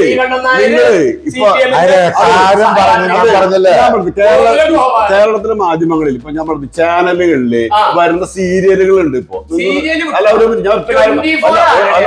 ഞാനൊരു കാര്യം പറയാൻ വേണ്ടിട്ടാണ്. ആ സീരിയലുകൾ മടന്നു നോക്ക്. ഏതെങ്കിലും അതായത് ഇന്ത്യയുടെ നിയന്ത്രണം ഞാൻ പറഞ്ഞത് ഏതെങ്കിലും സീരിയലുകളിൽ ഏതെങ്കിലും മുസ്ലിം കഥാപാത്രം ക്രിസ്ത്യൻ കഥാപാത്രം വരുന്നുണ്ട്. അപ്പൊ എന്താ കാരണം നോക്കിയിട്ടില്ല. അതാ വിഷയം. എല്ലാ കാര്യങ്ങളിലും കേന്ദ്ര സർക്കാരിന്റെ എന്താ കാരണം എന്നുള്ളത് അങ്ങനെ വേണ്ടെന്ന് തന്നെ. അങ്ങനല്ല സീരിയലുകളിലൊന്നും നിങ്ങൾ നോക്കിക്കോ. കേരളത്തില് പ്രവർത്തിക്കുന്ന 2 ചാനലാണ്. ഒന്ന് റിപ്പോർട്ടർ, ഒന്ന് 24. ഈ റിപ്പോർട്ടറിലെ അരുൺ, മൊട്ട അരുൺ എന്നറിയപ്പെടുന്ന അരുൺ, അവന്റെ ജനറൽ ഡയലോഗ് എന്റെ ഫോണിൽ കിടക്കുന്നുണ്ട്. അരുൺ പറഞ്ഞത് അതിന്റെ നേതൃത്വം നമുക്കറിയാവുന്നതുപോലെ നികേഷിനും പിന്നെ മുട്ടിൽ മരമുറിയിലെ ആൾക്കാരോട് അതിന്റെ പിന്നെ മുതലാളിമാരെന്നും പറയുന്നത് നമുക്കറിയാം. ആ മുട്ടിൽ മരമുറിയിലെ ആളുകളുടെ കീഴിലുള്ള സർക്കാരിനോട് ചേർന്ന് നിൽക്കുന്ന അതിന്റെ ഒരു ചാനൽ മുതലാളി അതിൽ വന്നിരുന്നിട്ട് സർക്കാരിനെ അങ്ങനെ താങ്ങൽ കാണുമ്പോൾ നമുക്ക് സങ്കടം തോന്നും. 24 ഈ 2 ചാനലും ഞാൻ മനസ്സിലാക്കിയിടത്തോളം ഈ പറയുന്ന റൂപ്പർട്ട് മർഡോക്കിന്റെയോ അല്ലെങ്കിൽ അദാനിയുടെയോ അല്ലെങ്കിൽ ഈ പറയുന്ന പ്രധാനമന്ത്രിയുടെ പാർശ്വവർത്തികളുടെയോ ആയിട്ടുള്ള ചാനലായിട്ട് എനിക്ക് തോന്നിയിട്ടില്ല. അത് ശ്രീകണ്ഠൻ നായരായാലും ഗോകുലം ഗോപാലനായാലും ഇടതുപക്ഷത്തോട് ചേർന്ന് ഞാൻ പറഞ്ഞു കഴിഞ്ഞു. അതിന് പ്രവർത്തിക്കുന്ന ഹാഷ്മി താജ് ഇബ്രാഹിം അവൻ കൊന്നു കളയുന്ന പറഞ്ഞു ഇന്നലെ. അപ്പൊ എന്താണ് CPM ആ ചാനലിനെ കുറിച്ച് പറയാനുള്ളത്? അല്ല ഞാൻ പറഞ്ഞേ ഇപ്പൊ നവമാധ്യമ അല്ല ഈ നവകേരള ബന്ധപ്പെട്ട് പ്രസ്താവന ഇറക്കിയതിനാണ് ഹാഷ്മി താജ് ഇബ്രാഹിമിനെ കൊന്നുകളയെന്ന് പറഞ്ഞത്. ഇതൊക്കെ മണ്ണ് വരണമെന്ന് അതൊക്കെ വെറുതെ ഞാൻ പറഞ്ഞേ നവകേരള SFIയുടെ കേന്ദ്ര കമ്മിറ്റി അംഗ പോലീസുകാരന്റെ കയ്യും കാല SIയുടെ കയ്യും കാല മുറിച്ച് ഈ തെരുവിലിട്ട് അതും ഇവര് പറയുന്നത് അതിനൊന്നും പാർട്ടി അനുകൂലിക്കണില്ലല്ലോ. കൃത്യമായി ഞാൻ പറഞ്ഞത് CPMന്റെ ഭാഗത്ത് നിന്ന് വീഴ്ച വന്നിട്ടുണ്ടെങ്കിൽ ഒരു പ്രയോജനം എടുക്കാനും ജീവൻ രക്ഷ പഠിച്ചിട്ടുള്ള പാർട്ടി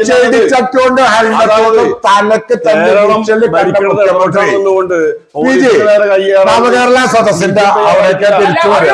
ഒരു മിനിറ്റ് 3 കേസ് കൊടുത്തു പിന്നെ കേരളത്തിലെ പോലീസ് 3 കേസ്. ആ പെൺകുട്ടി ബുധനാഴ്ച കോടതിയിൽ പോവുക. കോടതി പോകൂലേ വിഷയം കോടതി പോലല്ലോ. ഈ പെൺകുട്ടി SFIയുടെ ആക്രമണം ഏറ്റുവാങ്ങി എന്ന് പരാതി പറഞ്ഞതിന്റെ പേരില് ആ പെൺകുട്ടിക്കെതിരെയാണ് കേസ്. അതെന്താ അതിന്റെ കാരണം? കാരണം മുഖ്യമന്ത്രി പഠിപ്പിച്ചു കൊടുത്തത് ചെടിച്ചട്ടി കൊണ്ടും ഹെൽമറ്റ് കൊണ്ടും ആളുകൾ അടിച്ചു വീഴ്ത്തിയപ്പോ ഇത്തരം ജീവൻ രക്ഷാ പ്രവർത്തനങ്ങള് കേരളത്തിൽ നടക്കേണ്ടതാണ്. അതാണ് ജീവൻ രക്ഷാ പ്രവർത്തനം. കേരളത്തിന്റെ ആഭ്യന്തരമന്ത്രി മൈക്ക് അല്ല അവർക്ക് കൊടുക്കേണ്ട അവാർഡ് കൊടുക്കേണ്ട സത്യം. ഇന്നലെ മറ്റേ ഇന്നലെ ഇങ്ങനെ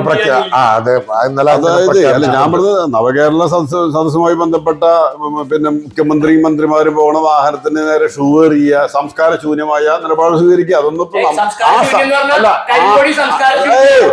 കരിങ്കൊടി കാണിക്കണമല്ലോ. കരിങ്കൊടി കാണിച്ചിട്ട് അതേ വണ്ടിയുടെ പുറകിൽ ഞങ്ങൾ ഗുണ്ടകളായിട്ട് യാത്ര ചെയ്യാൻ ഇറങ്ങിയിട്ട് ഇവരൊക്കെ ചെടിച്ചട്ടുകൊണ്ടിരിക്കുക. സമരത്തിന് പോകണം എങ്ങനെയപ്പോ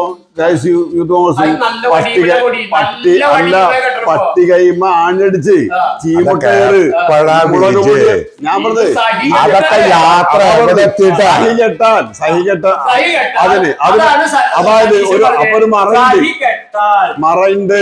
അപ്പൊ അതിന് അത് പറഞ്ഞില്ലേ ഒരു കാര്യം അടിക്കുന്നു പറയുന്നതിന് മുൻപ് അയാൾ പറഞ്ഞു. അല്ല അടിക്കുന്ന പ്രവർത്തകരെ ഈ പ്രവർത്തകരെ ഇറങ്ങിയടിച്ച ഗൺമാന് അയാൾ ഇന്ന ആളാണ്, അയാളെ പേരിൽ നടപടി സ്വീകരിക്കണം. 2-3 കാര്യങ്ങൾ പറഞ്ഞ് നടപടി ഗവൺമെന്റ് സ്വീകരിക്കണം. സ്വീകരിച്ചില്ലെങ്കിൽ ഞങ്ങൾ തിരിച്ചടിക്കേണ്ടി വരും. അത് ഞാൻ പലപ്പോഴും UDF-ന്റെ തീരുമാനം പലപ്പോഴും കോൺഗ്രസ് പറയണ അങ്ങനെ കുഴപ്പമൊന്നുമില്ല. കാരണം UDF-നെ ലീഡ് ചെയ്യേണ്ട പാർട്ടി കോൺഗ്രസ് ആണെന്നുള്ളതുകൊണ്ട്. പക്ഷെ UDF-ന്റെ തീരുമാനം പറഞ്ഞതിന് UDF-ന്റെ തീരുമാനം പലതും പറയണില്ല. മാത്രമല്ല UDF-ന്റെ തീരുമാനങ്ങൾ ഒരുമിച്ച് കൊണ്ടുപോകാൻ കോൺഗ്രസിന് ആവുന്നില്ല.